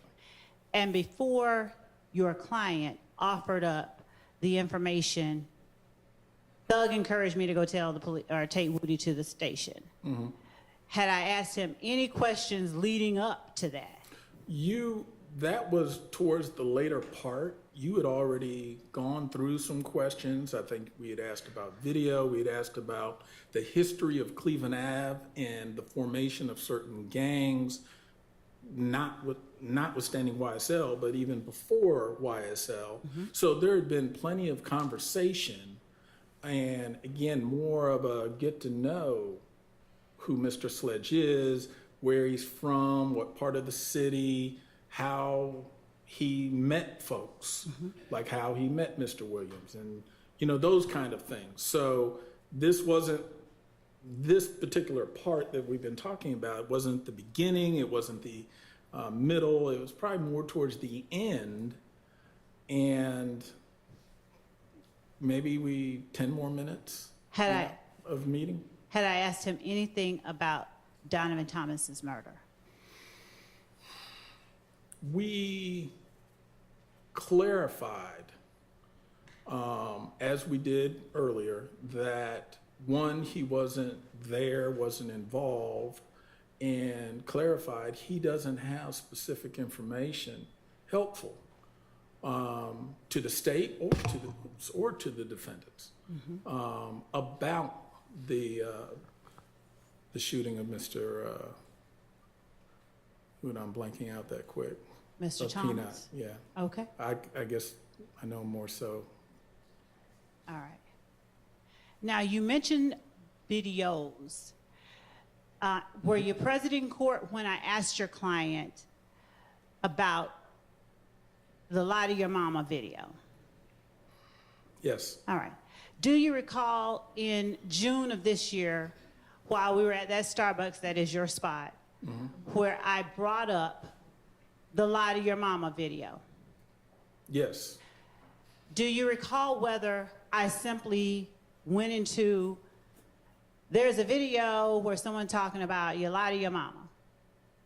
I remember us talking about it generally because what was being discussed, not so much stated by him, but just discussed, is, this is sort of a street topic. You might pick up on any street conversation where we're talking about, hey, you might lie to your mama, your daddy, your family, but when you're in court, you got to tell the truth. But my question to you specifically is, he was, weren't you finished, Mr. yeah, Wright? that was was finished. it. That was it. my question to you specifically is, do you recall me asking your client, I want to ask you about a video where they're saying you lie to your mama, you lie to your kids, and your client saying, that's not me. Do you recall that interaction specifically? Partially. I remember the conversation and the topic. I don't remember his answer being no. I remember that conversation led to a conclusion that this is something that's just said in the street. And he didn't necessarily have a point of origin of it or this or that, but it was just something that's in the street. So that's why I can't give you an answer to both parts of your question. Mr. Wright, do you recall me telling your client, so is the answer you don't recall him saying that's not me? Correct. Okay. That's okay. I remember it being played. Wait, you remember a video being played? I want to say, I don't know if it was played or we heard the audio. On what?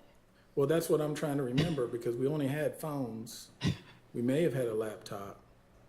Again, and I could be incorrect. That's why the safe answer is I'm going to say no, because my recollection of that specific point is not,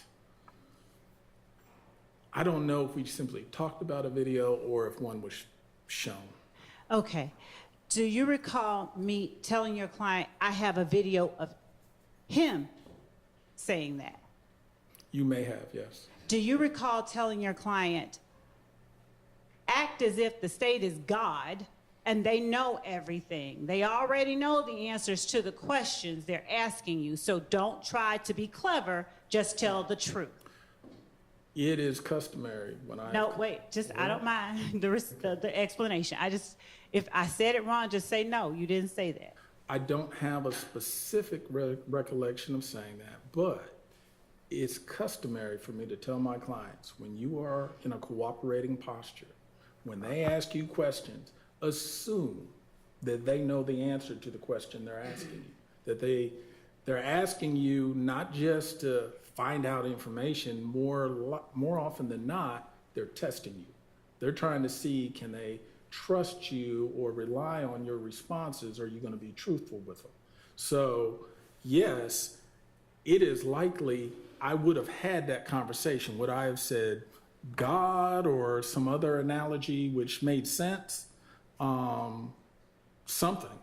But it's more likely that I, at some point, made sure I said words to the effect of, when they ask you questions, assume they know the answer already. This is more of a testing, not a inquiry for information. So that's why I'm saying I may not have used those exact words, but I'm sure I probably did have that exchange in terms of the concept. And when would you find it necessary to advise your clients in such a manner? When they are in a cooperation agreement, and once we realize, they're putting us under subpoena, we actually have to testify, and then the posture sort of changed. That it's not just, hey, we're willing to testify, it's no, you're going to testify, and if you do, understand, you have to come in, you're gonna have to tell the truth, and the state's gonna question you and ask you some things, and when they do, that's when I would say, don't think you're gonna outsmart them and you're smarter than everyone in the room. You need to almost assume they already know the answer to the question, and therefore being truthful is always in your best interest. One, it's the right thing, but two, it's the smart thing. Prior to that meeting, had you already been made aware that your client would be testifying?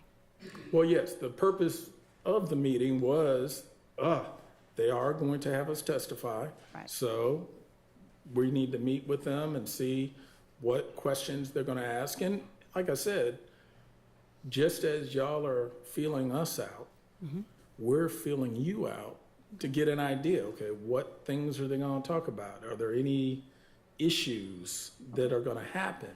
And based on the plea and the fact that there was, we'll just say, some tussling or adjusting in terms of what the state was thinking of his factual proffers and what he was thinking, I figured this would also be a good time to start to iron some of those differences out and make sure that we're all on the same page as to what he can testify to and what he can't. So you do not recall saying that in response to my telling him that we have a video of him saying they lie to your mama and you lie to your kids and get in the courtroom and tell the God's honest truth? I may have said, wait. That's the video you're referring to. You're asking me, did I counsel him about assume the state knows? In response to my saying to him, I have a video of you, not anybody else I'm talking about, but I have a video of you and him sitting back smiling, and then you saying that. You have no memory of that. I may have, only because listening to the dynamics of the situation, that would have been a time it would have triggered me to say to him, hey, this is, make sure you understand, you need to be straight with them. So I don't have a specific memory, but just knowing that I've been doing this a while, Okay. I'm sure I probably did. Okay. Now, back in November of 2022, did the state seek, do you recall getting an email from me asking whether your client wishes to speak with the state about the case?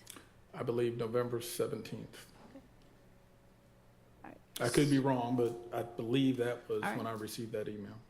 And you might have gotten one in November 17th. But did you also give one? I'm going to show you what I have marked and provided to counsel for the defense, but I'm willing to show again, as State's Exhibit 450 Yankee, if anyone wants to see it. Sure.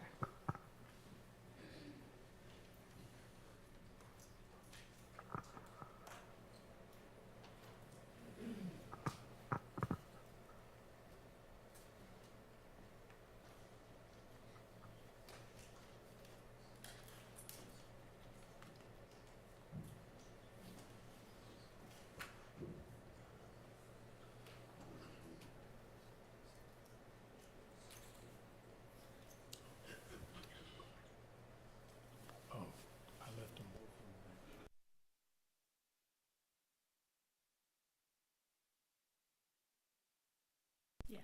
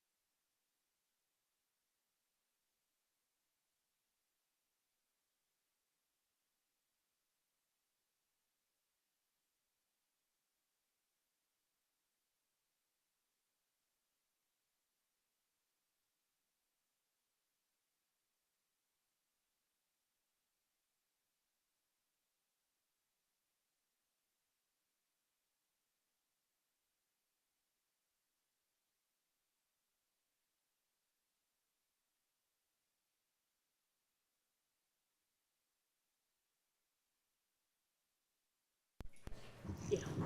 I'm gonna take 10 minutes. Oh, I know what it is. I still have this one. All right, we're gonna take, or it's okay. 10 minutes or so, maybe 15, maybe longer, who knows? To give them an opportunity to look at a couple of things.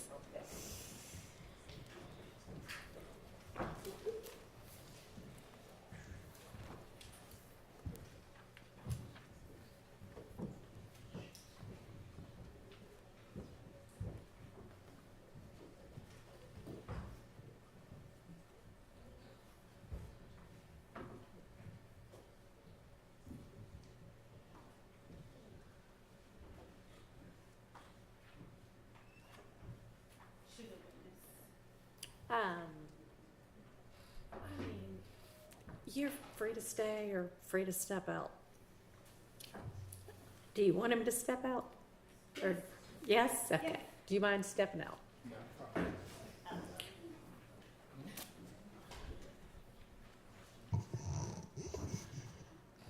All right, y'all all take a minute and Judge, may I just, so that they are clear for the record, exactly which one is which? sure. So State's Exhibit 450 Yankee is the proffer, it's the email dated November 30th, 2022 at 5:44 p.m. From myself to Mr. Wright, and it is, the attachment is proffer form / it says, "Good afternoon, Attorney Wright. It is always good speaking with you." That's the one labeled 450 Yankee. The one labeled 451 Yankee is the email sent from me to Attorney Wright that is labeled sledge agreement and dated December 27, 2022 at 4:57 p.m. It starts, "Here you go, Derek." And attached to each email is the attachment that was sent at the time the email was sent. Then 452 Yankee is another email to Attorney Wright that says sledge agreement updated, and it is December 27, 2022 at 5:06 p.m. with the attachment sledge agreement updated. 453 Yankee is the email sent to Mr. Wright from me, dated Wednesday, December 28, 2022 at 1:45 p.m. And it is labeled sledge agreement updated 2.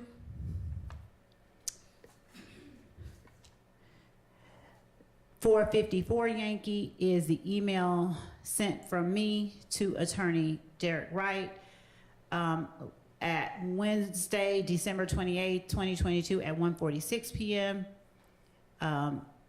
Labeled sledge agreement updated 2. And then 455 Yankee is the email from me to Attorney Derek Wright, labeled sledge agreement updated 2, sent Wednesday, December 28, 2022 at 1:54 p.m. And the body of the email says, "Use this one!" ! And attached is the agreement, or the updated agreement 2. And then 456 Yankee is the email from me to Attorney Derek Wright on Wednesday, December 28th at 2022 at 2:34 p.m. labeled sledge agreement updated 3. Okay. And that's it. All right. And do you plan to potentially utilize all of these exhibits Yes. with this witness? Okay. But they're also included, all of them are also included in the email that I sent. Yeah, I see each of those in that email from about an hour ago. So y'all want to take a few minutes, those of you who haven't had a chance to look at them, and look at them? All right, I'm going to step off the bench for a minute to handle another matter, but I'll be back in 5 minutes or so.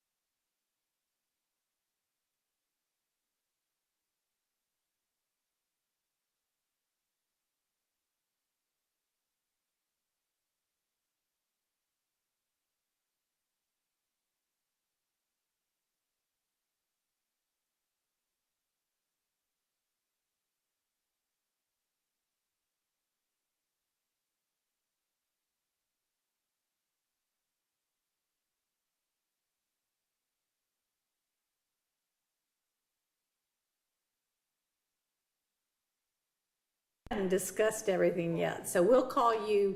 You can go ahead and remain outside. We'll let you know.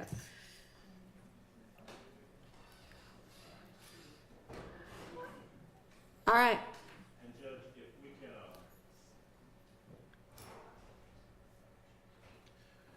we have, I need a few more minutes. I've got 7 documents that I'm going through, trying to parse out what is different between each of those documents. I'm on number 5, and we're doing it together. It might be easy. Do you want to tell them what the differences are in each document? That might make it easier. You probably know what they are. You've gotten through 5 of them? I've gotten through 5 of them. All right, so just on between 5 and 6 and 6 and 7 then.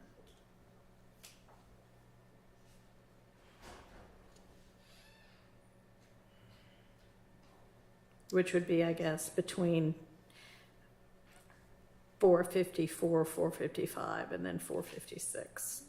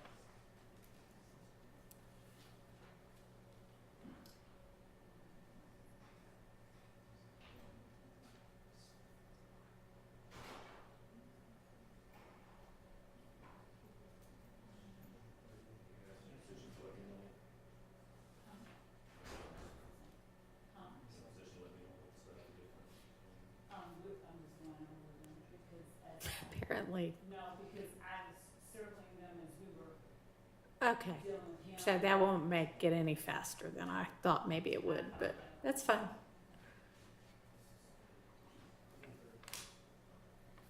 So are you going to be asking details about, is it what the changes were or just that there were changes? That there were changes in potentially what they were. Okay. The court is heard. All right.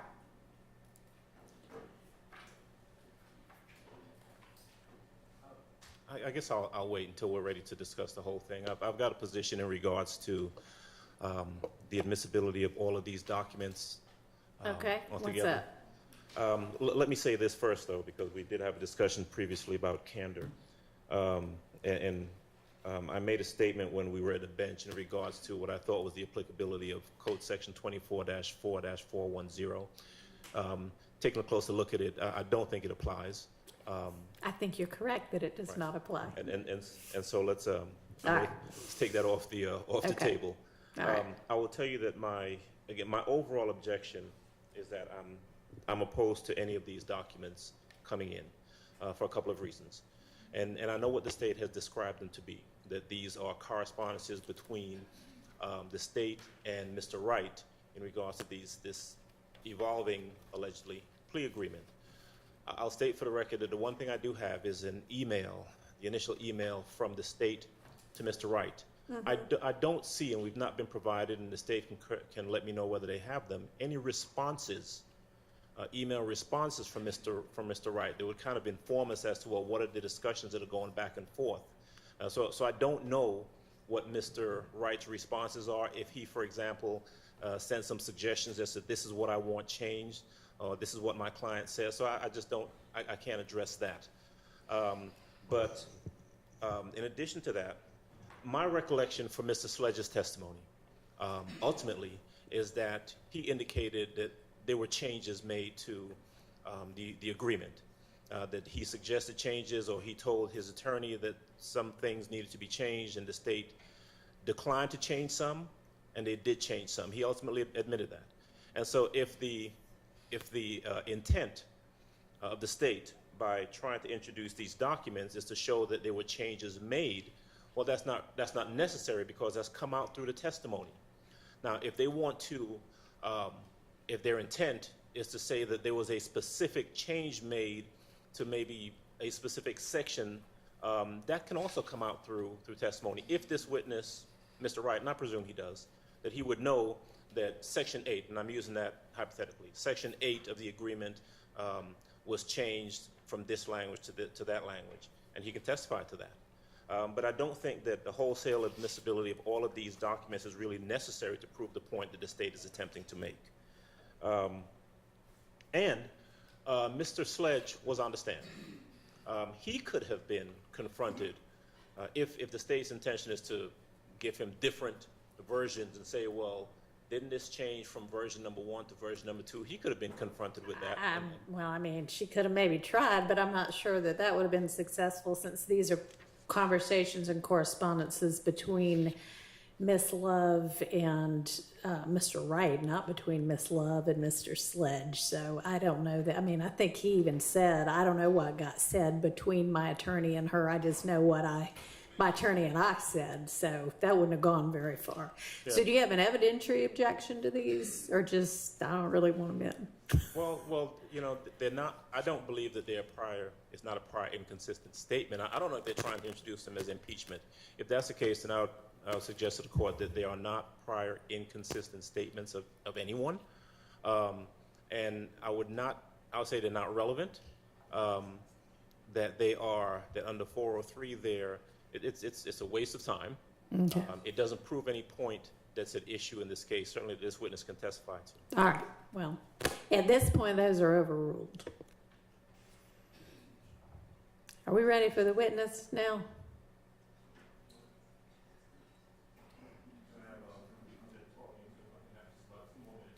Two minutes. You can have 2 minutes. Mr. Sharp, you can talk during his 2 minutes if you'd like to.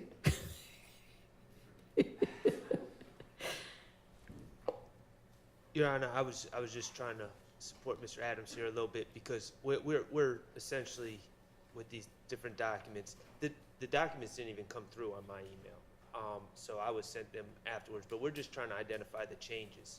So it's just taking us a minute Okay. to go through all. You get 2 more minutes. I didn't get an answer to that question. Maybe I didn't direct it to the state. I directed it to Okay, well, I don't know whether they've got the responses or not. I don't know whether they want to use them or not. But he is on the stand, so if they don't end up using them, maybe y'all can get them in if you want to. Well, but we don't have them if they exist. And I guess I'm asking the state to indicate whether or not those items exist. Were their responses? I think that when Mr. Wright responded, it was via telephone call. I'll check my email to ensure that I'm not inaccurate, but okay. I think that it all happened. I would send him something, we'd have a conversation, I'd send him something in response, okay.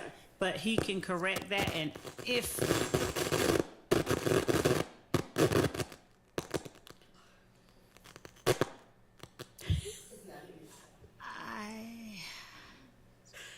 I won't touch it. But I'll check my emails for all emails from Mr. Wright. She'll check while y'all are doing that last bit of review.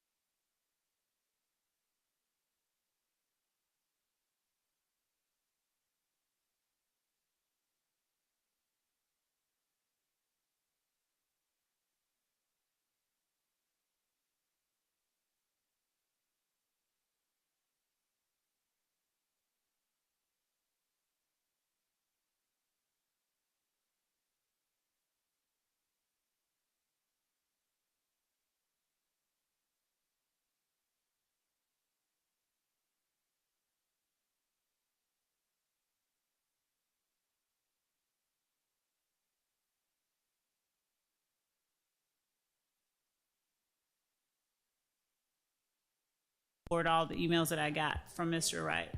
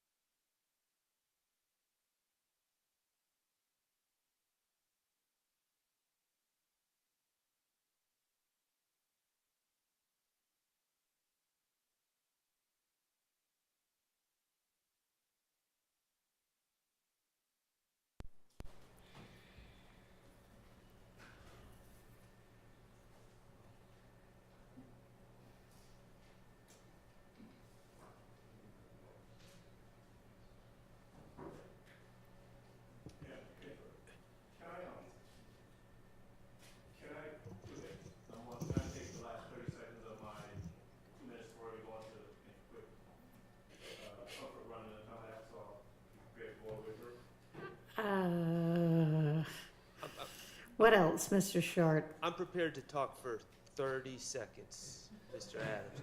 Okay. So All right, go ahead, Mr. Adams. my concern here is, again, I don't know the logistics and how everyone's planning on doing this, but for instance, there is a older version that was not adopted by Mr. Sledge that was the version. Mr. Williams, could you pass me, Mr. Williams, could you pass me this? Yeah, thank you. So there's a version, the final version of version 2, which was then changed to the final version of the plea agreement. And it says under number 8,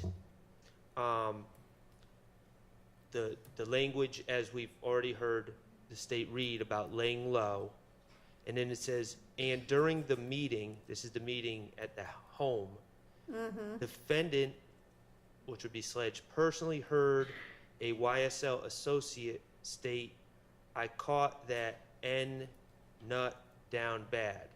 Now, clearly, this is something that Mr. Sledge denied happened and has been taken out of the final plea agreement, but why?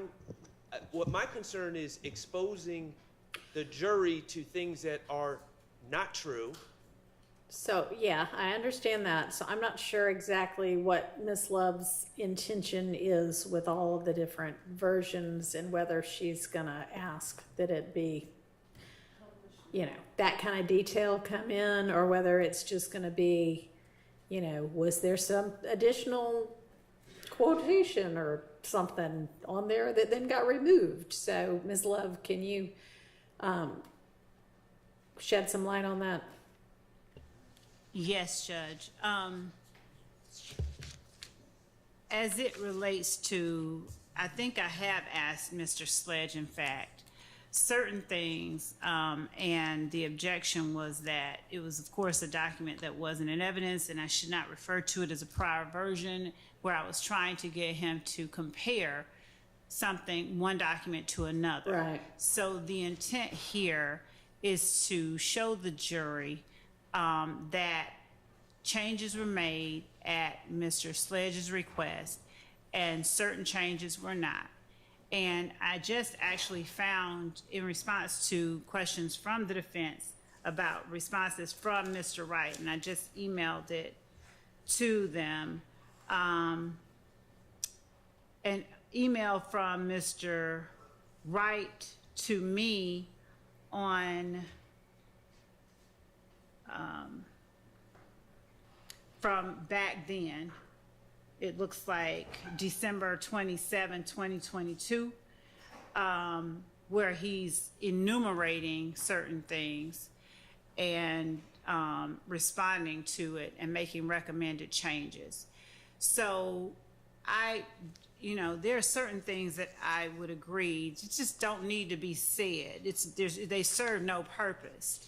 And it would be just as beneficial and serve the same purpose to say number 8 is different and I took out certain things as it would to try and put in all that language. And that just doesn't seem necessary to put in that, some language that might be considered inflammatory, that the state thought was the case and they said no, it wasn't. Just the very fact that they had us take out language is what the state feels is important that the jury knows. So no, to the extent that, and if I don't think and I guess if you are going to tender that for admission, then that can be redacted and it can just show there was something in quotes that was then removed. Yeah, I like that idea, and I'll, if necessary, I can really quickly go out and talk to Mr. Wright. But right now, I don't expect to have him read certain things, and I know he's a lawyer, so he won't do it unless I tell him to. So I think that we're okay there. All right. But was there anything else I'm sorry, did you have more? I was just saying that I was still sending them over the emails from Mr. Wright. All right. Was there anything else in particular that you feel like if the particular document does come in, part of it needs to be redacted out? I think we're all in agreement Just on got that an email, Your Honor, which has Brady material in it. Was just sent to us. I haven't seen it. It didn't. 10 seconds ago. Yeah, it's interesting. I don't have it yet. Yeah, it's kind of coming through slowly. Some of us Okay. quicker than others, All and right. I'm having it printed out. And I know we've got the jury back there waiting, Judge, and I'm not trying to belabor anything. No, but, no. but this is trying to kind of handle this on the fly as we're getting emails I understand. in the middle of this. Okay. Sure, And we're- thanks. And we're also having 8 copies sent over for the court and the defense and.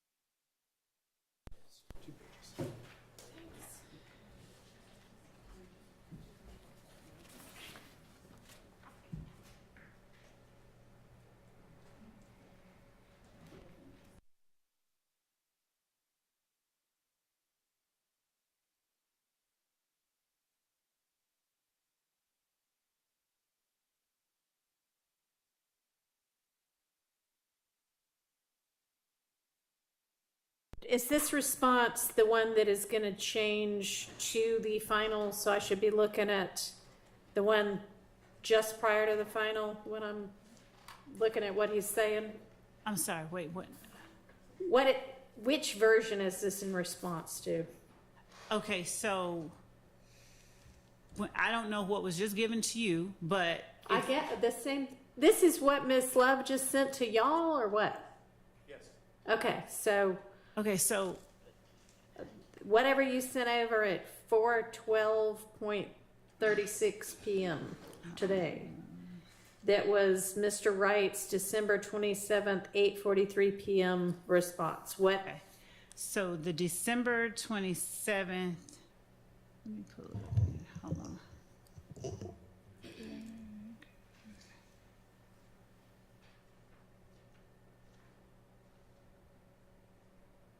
Okay. So December 27th, 8:43 p.m. No, well, that was one version. We talked more in court, so obviously there were other versions. I'm just wondering what I should be looking at when I am seeing what Mr. Wright's talking about. So, if it's December 27th, 8:43, let's see, going back to December 27th to a So December it's going to be 7th. the 506, It will have to be, 452Y. yes, that looks right. That looks correct. And then, All right. December 20, but there were other versions sent back as we talked more in court the next day. December 28th, so 453, 454. I know. Your Honor? Yes. To answer your question, this email sent by Mr. Wright on the evening of December 27th would have been between the sledge agreement updated and sledge agreement updated 2. Okay. All right, that's what I thought. And is the alleged Brady, what is that? Item number 3? I hadn't read it all yet. Sir, but- I haven't either, but certainly number 3 is absolutely Brady.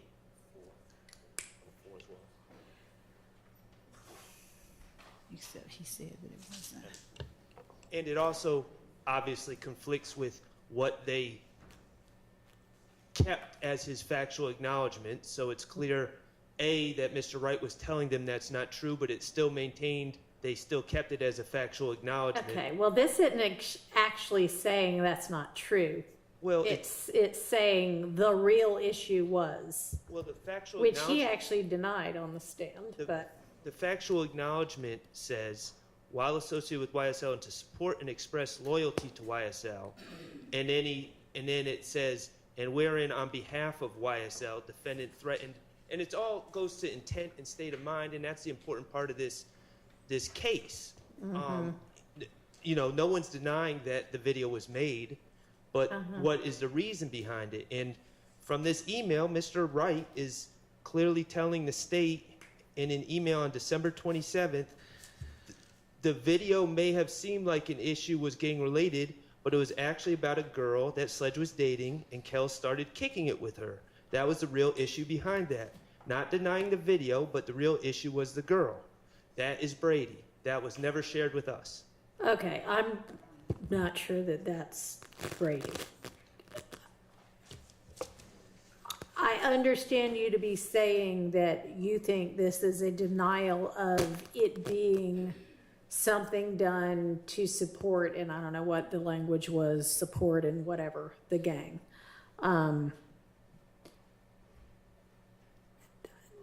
Your Honor, that's the crux of the case. Yeah, no, I know. And a whole lot of this, y'all are gonna have to ultimately argue to the jury your various sides, but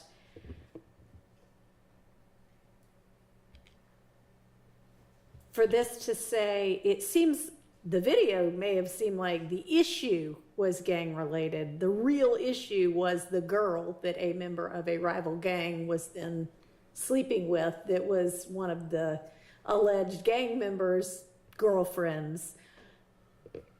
Might make that the real issue, but it doesn't necessarily make it in no way in support of the gang. And I mean, y'all can certainly argue that, but I don't think this is the kind of thing that is like, oh, this is, plus this wasn't the ultimate version, so I don't know what went back and forth after that. He ultimately signed with his attorneys, I don't know what the advice was, but knowledge, something that said whatever the ultimate number 3 was. And you know, y'all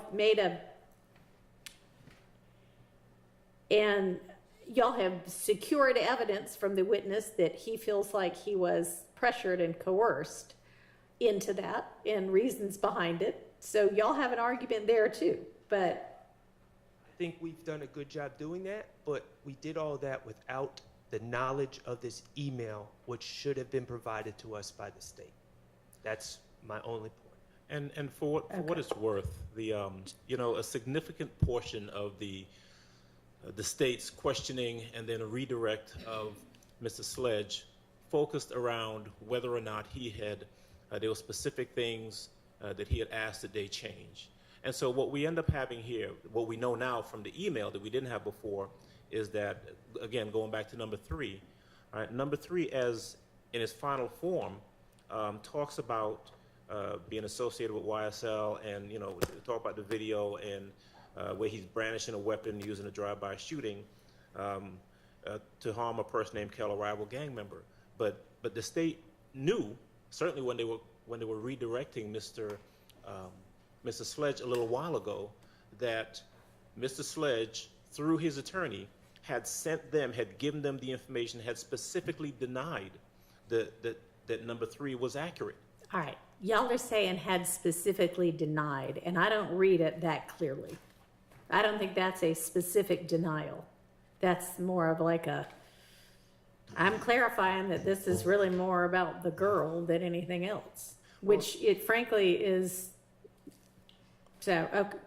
I mean, I hear what you're saying, but I don't read it that way.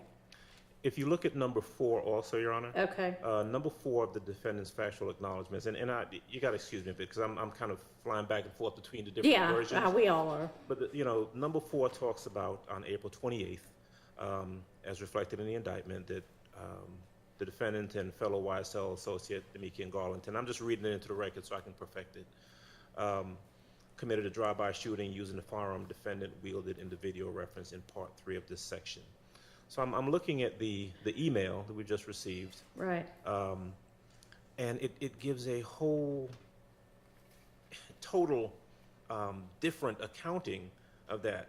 where, and of course this is coming from Mr. Sledge because Mr. Wright says in his email, he said he didn't know because he was cool with Peanut, who was seeing his cousin, would even be at family reunions together. He thinks shooting Peanut was not planned, but more impromptu, or at least very short or a little planning. He said he didn't know until after it was done when it came on the news. He had been watching the Patriots versus Steelers games with it, then the news reported it. You know, so this again, and what you've got is the state directing and then redirecting and challenging Mr. Sledge on these very specific factual allegations and whether or not he had told his attorney that, or whether or not he had suggested that that be changed in the agreement. And what we have here, what we know now, is that Mr. Sledge was in fact sending those, you know, correcting these very specific factual allegations, sending them to the state, and the state, well, because it doesn't appear in the factual acknowledgments, the state ignored it, or they refused to make any Okay, changes. so I'm not sure what y'all are looking at, because the version of number 4, factual acknowledgement number 4, that Mr. Wright is speaking to in this email that he sent on December 27, 2022 at 8:43 p.m. is, we agreed, well, at least Mr. Sharp and I agreed, was Sledge agreement,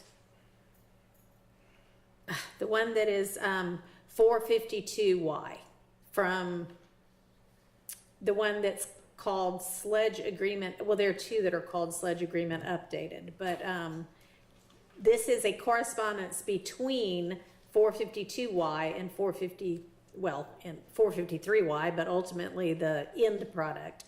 After the one labeled Sledge Agreement Updated that came from 12/27 at 5:06 p.m. And that one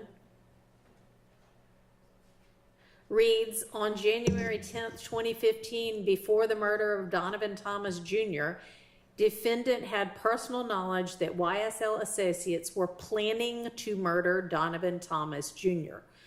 Mr. Wright's response to that is essentially, Mr. Sledge does not think the shooting of Peanut was planned, but more impromptu, or at least very short or little planning. So that clearly got changed, because our final version doesn't say they were planning to. Yes. May I incorporate?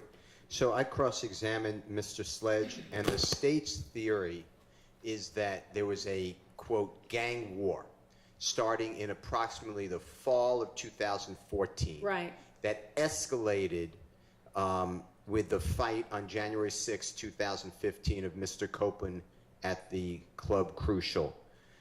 And then it culminated and then went on steroids thereafter, after January 10th.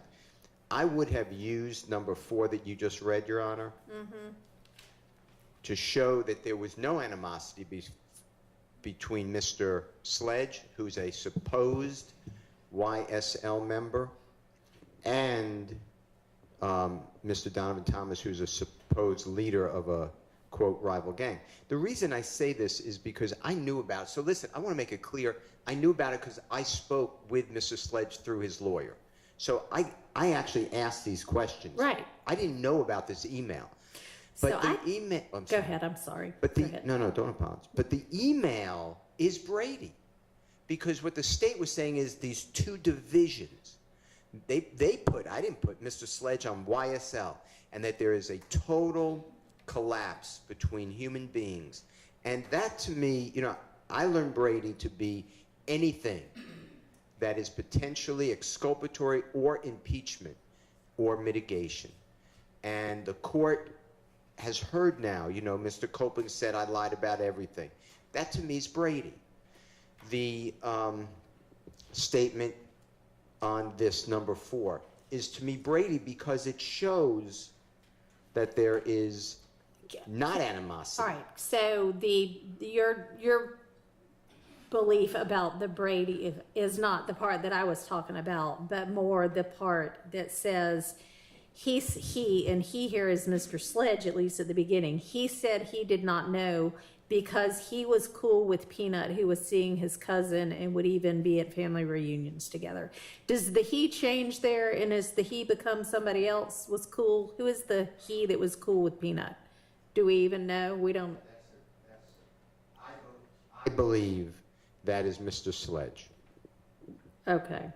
And so you think it's Brady material that Mr. Sledge was cool with Peanut? Right, because Mr. Sledge is he's been identified before you came on the case, the bench, on this case, Okay. as from multiple, 2, definitely, maybe 3, supposed gang experts saying Mr. Sledge is part of this gang. Yeah.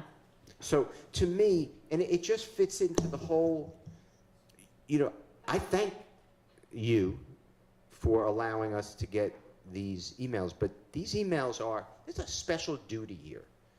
And this is not the special duty, I don't believe. Okay, so I'd like to see all the emails from Mr. I think she's looking and sending all that she has. Is that correct, Ms. Love? 2 things. Yes, and when the court permits me an opportunity to respond to all of this, I would appreciate that opportunity. Okay, what was the second thing? Or 1 was yes, and 2, you want an opportunity to respond. Okay, all right. So Mr. Sledge has been available to the defense to speak to as well. We just heard that from Mr. Wright, in fact. And so I'm sure that Mr. Sledge, if asked, would have told anybody that asked, especially the defense, what his relationship and thoughts about Peanut were. So He did, and I Okay. even asked him about it, and he answered similar to this. All right. But that really is besides the issue. The issue is that the prosecution has to do. There's one thing. There's a Brady duty, and then there's a Brady violation. There's no violation because I knew about it, and it came out of court. But there is still the duty. okay, a Brady, I mean, we all know what Brady material is, I hope. And if something is equally available and as easily gotten by one side as the other, that sort of takes it out of the realm of Brady. I don't agree with that respectfully because what if I didn't do my job? It's an ineffective claim. Well, it and doesn't. the state had the duty. All right, well, I don't. You can't shun your duty and say, well, he has the Honorable Keith Adams, so he'll figure it out on his own. That's not. In fact, courts ask, this court, I believe, but other courts in this courthouse say, is there any Brady evidence known? Is there any evidence suppressible known by the state? And they give it to you where they're supposed to. So I don't agree that, hey, go find it for yourself. Well, I don't read that part of number 4 to be Brady. Yes. May I respond to about number 3, though? I mean, the state provided us with a plea agreement with factual acknowledgments that appear on its face to be Mr. Sledge acknowledging certain things were done on behalf of YSL to further YSL. I don't have equal access to Miss Love's emails with Attorney Wright that she has. So clearly, that email correspondence between Mr. Wright and Miss Love, which was never handed over until a few minutes ago, it contradicts and it impeaches those factual acknowledgments that Antonio Sledge signed. Now, I'd like to think that I do everything I can as a defense attorney, but I don't think it's unreasonable that a defense attorney would read the factual acknowledgments signed by a cooperating witness and accept that that is going to be their stance when they come and testify. And Well, lucky for y'all, it wasn't his stance. well, but I don't think that makes us getting it this last minute any less problematic. Well, I'll just say that if the state has an open file, then none of these arguments ever even come up. Now, I know that that is your you know, something that y'all in your office can make a decision about, but open file would,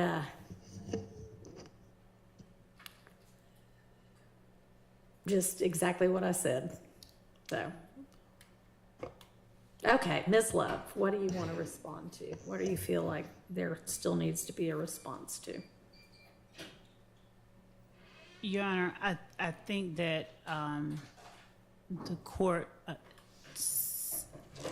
sort of encapsulated the position that I have pretty well. So you sort of took away the many of the responses that I had. And so, in as much as anything else that Mr. Wright sent to me is being printed out, I think we have them all printed out. I'm going to send them over and disseminate to the counsel for the defense and to the court. Okay, thank you. Do I understand that to mean that there are more coming? It sounds like it. Should I just send the jury home for the day? Okay. Can you release them for the day? Tell them they're under the same instructions they always are. Thank you.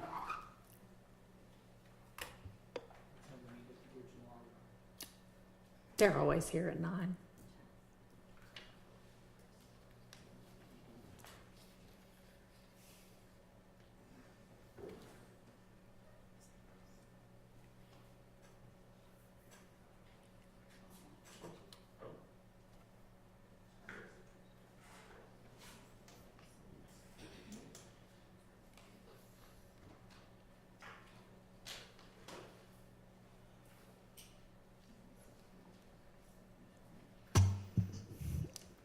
And I'm just going to put on the record that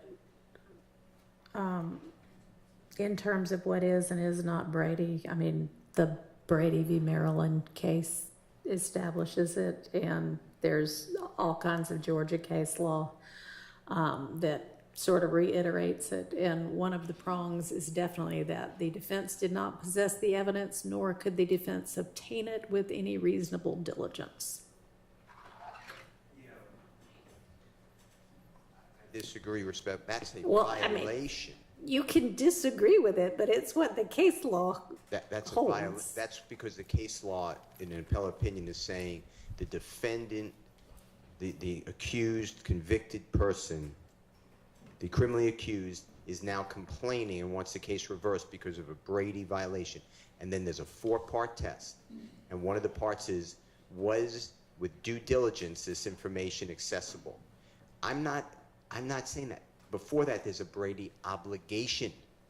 That falls upon the state, whether it's easily accessible or not.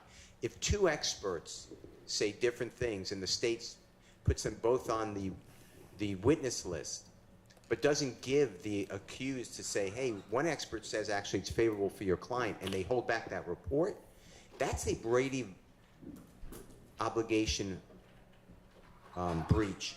Now, the fact that I was on notice that there's another person on the witness list, you would expect me to interview the person, and I would have found out about it. I mean, I think I understand what you're saying, is that if it is exculpatory or impeaching, there is an obligation to provide it.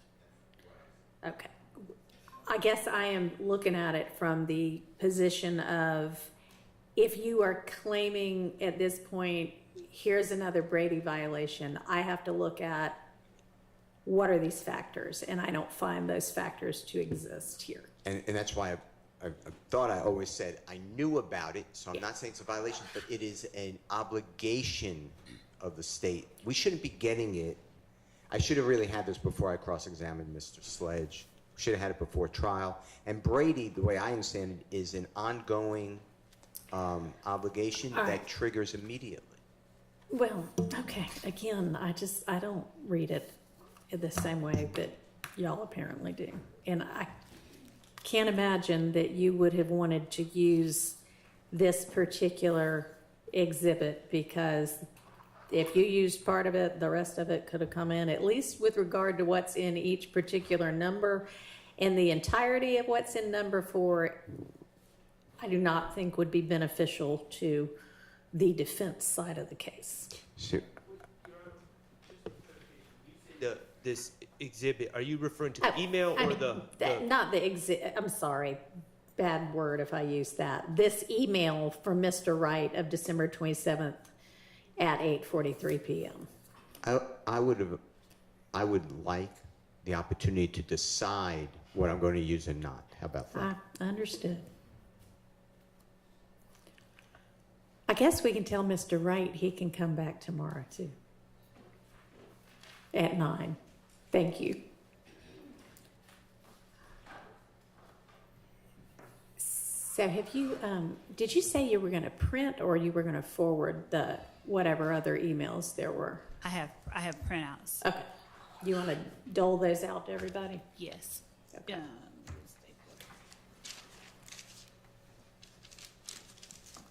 Hold on.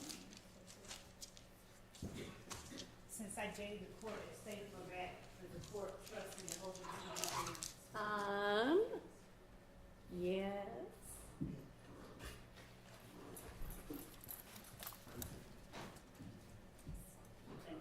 And maybe we need to get an extra stapler down here.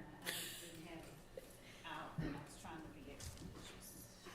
Somewhere around here.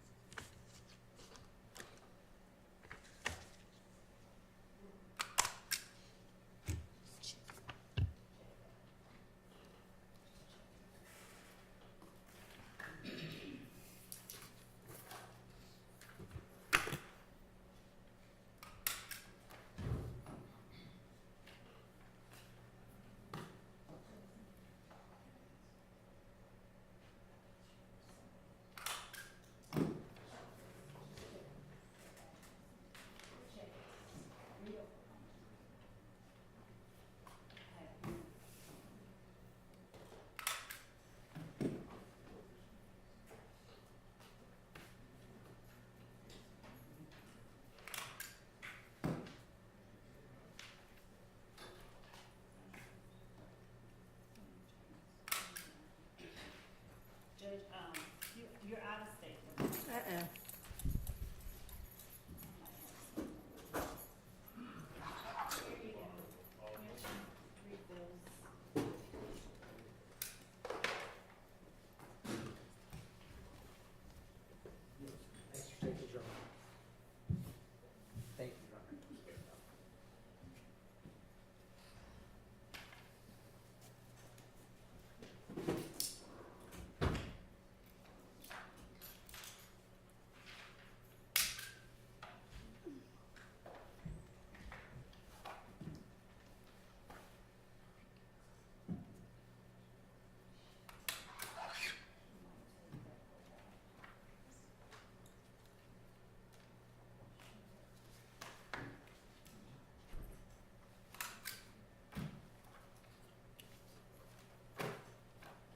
Judge, I asked the courts, I asked for an in-camera inspection, one portion of this before I send it out. Okay.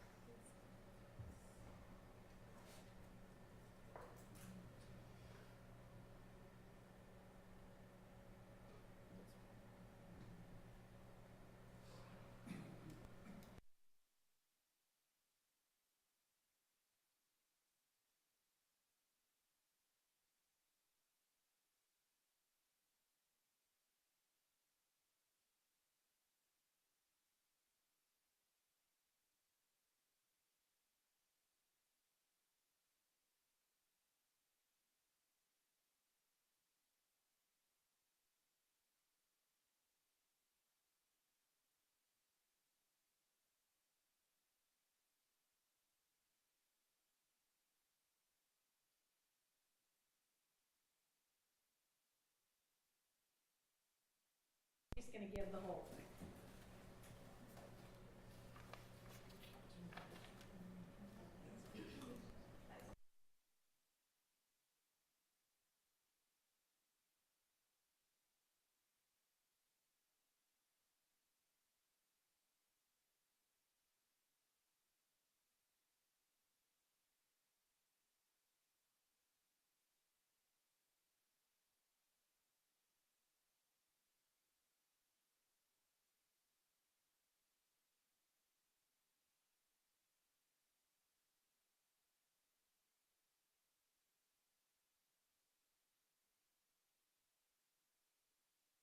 In the record? Yep. For you?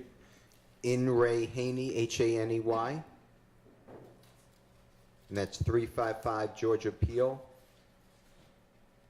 658. It's footnote 1. It's 2020. And it reads, the state has a duty under Brady versus Maryland and Giglio versus United States. Giglio is Giglio, to disclose favorable evidence to the defendant in a criminal matter. This includes disclosure of impeachment evidence which could be used to show bias or interest of a party on the part of a key state's witness. And I say that solely because I don't believe what the court was saying about the 4-part test. That comes afterwards, after a person is... Right, I thought I clarified that. All right, thank you.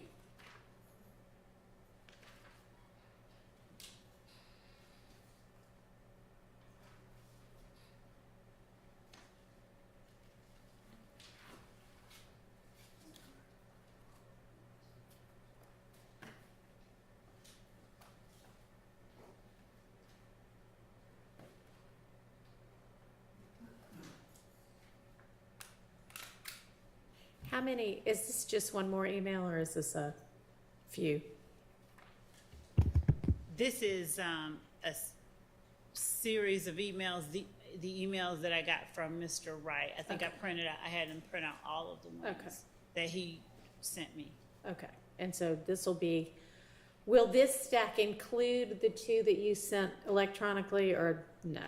It's fine either way, I'm just wondering. I think so. I think I asked her to send out all of them. Okay, Print out all all right. And you've got a copy for each of the 6 defendants and a copy for the judge?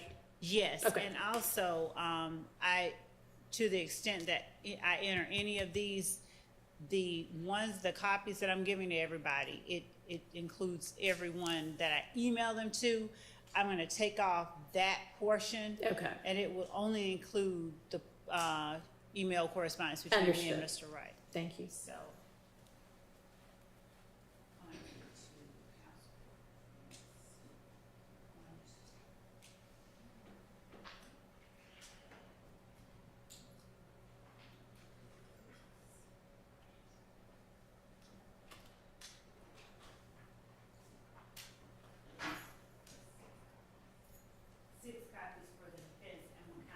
Thank you.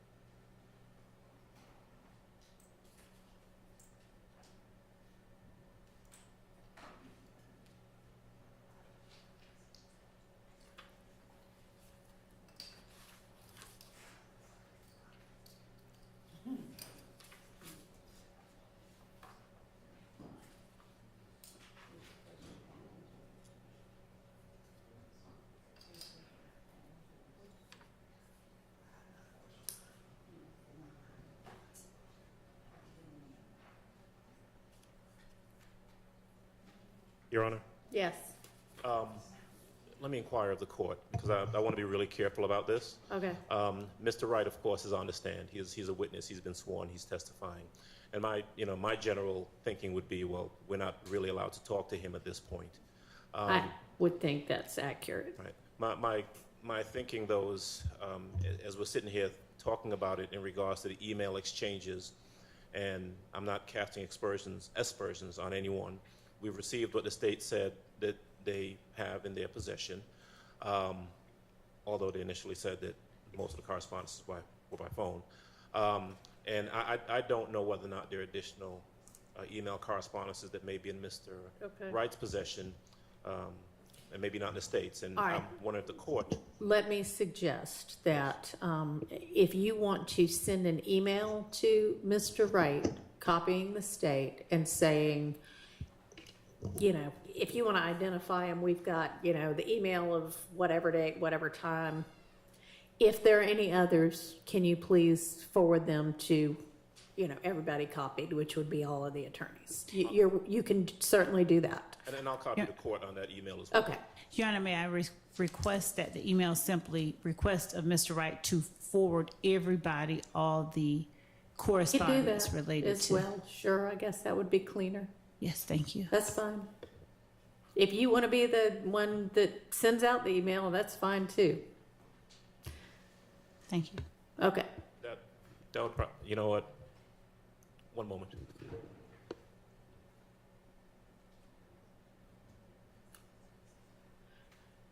And you know what?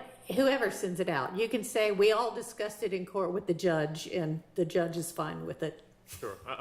We don't have any problem with the state Okay. sending that out. He's their witness technically at this point. All right. So Miss Love, if you wouldn't mind doing that this evening. Okay, great. And she's happy to provide him with, even with this copy here that. Yeah, if you want to do that, if that would make it easier, or if you just want to say, hey, can you send everything you've got? However you want to handle it. I will do both. Okay.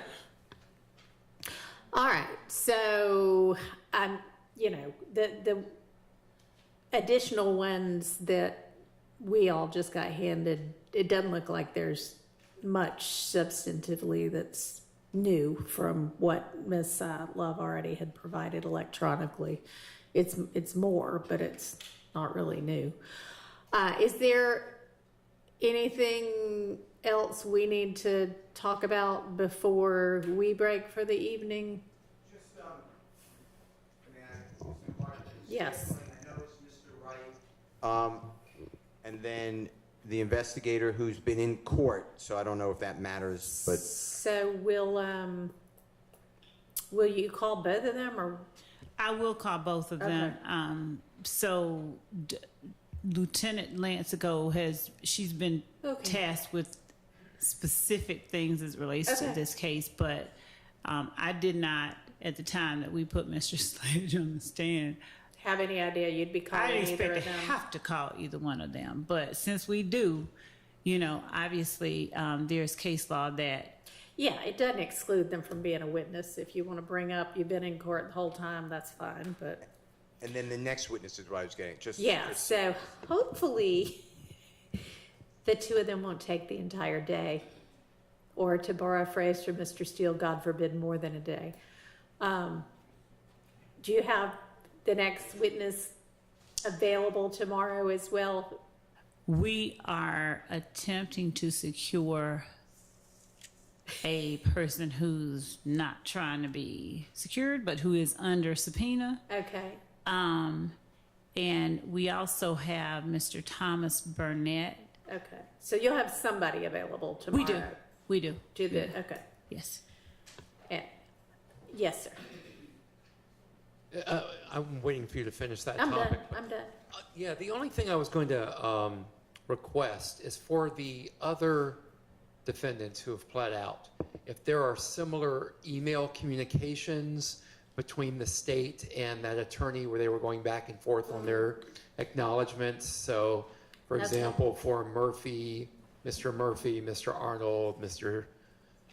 Stevens, Greer, Kitchens, Mr. Lee, Mr. Sumlin, Mr. Beebe, instead of waiting till the last minute or maybe not getting it at all, could we have that email communications as well? How do you feel about that, Ms. Love? Judge, why don't you take a really careful look at any of those that might exist? Okay. And if there needs to be an in-camera inspection, there can be an in-camera inspection. If you want to just share it, you can just share it. But go ahead and find whatever might exist and take a careful look at those, and then give us an update. Thank you. And thank you, Judge, for saying what I think you said. Take a look at whatever exists, because I was going to add to Mr. Weinstein and say not just email correspondences, Just so we don't end up again with me saying, oh, you know what, I forgot to ask about these other correspondences. So any correspondence whatsoever in regards to those. If y'all did snail mail, if you did text. There you go. Anything like that. Okay. Thank you, Mr. Adams, for that broad document request. I appreciate that. Appreciate that. That's all. Okay. Anything else? All right, I'll see y'all at. I mean, honestly, y'all, even when we started 8:30, it's 9:30 before we pulled the jury in. So I'm thinking since we've got some stuff we might need to be discussing tomorrow, 8:30. 8 o'clock? In the morning for all of us. It could be at 8. Okay. Hmm? We could do 8. 8? No, I don't want to do 8. Okay. I don't want to do 8:30, but Okay. no, we're not doing 8. I need my sleep. All right. See y'all tomorrow.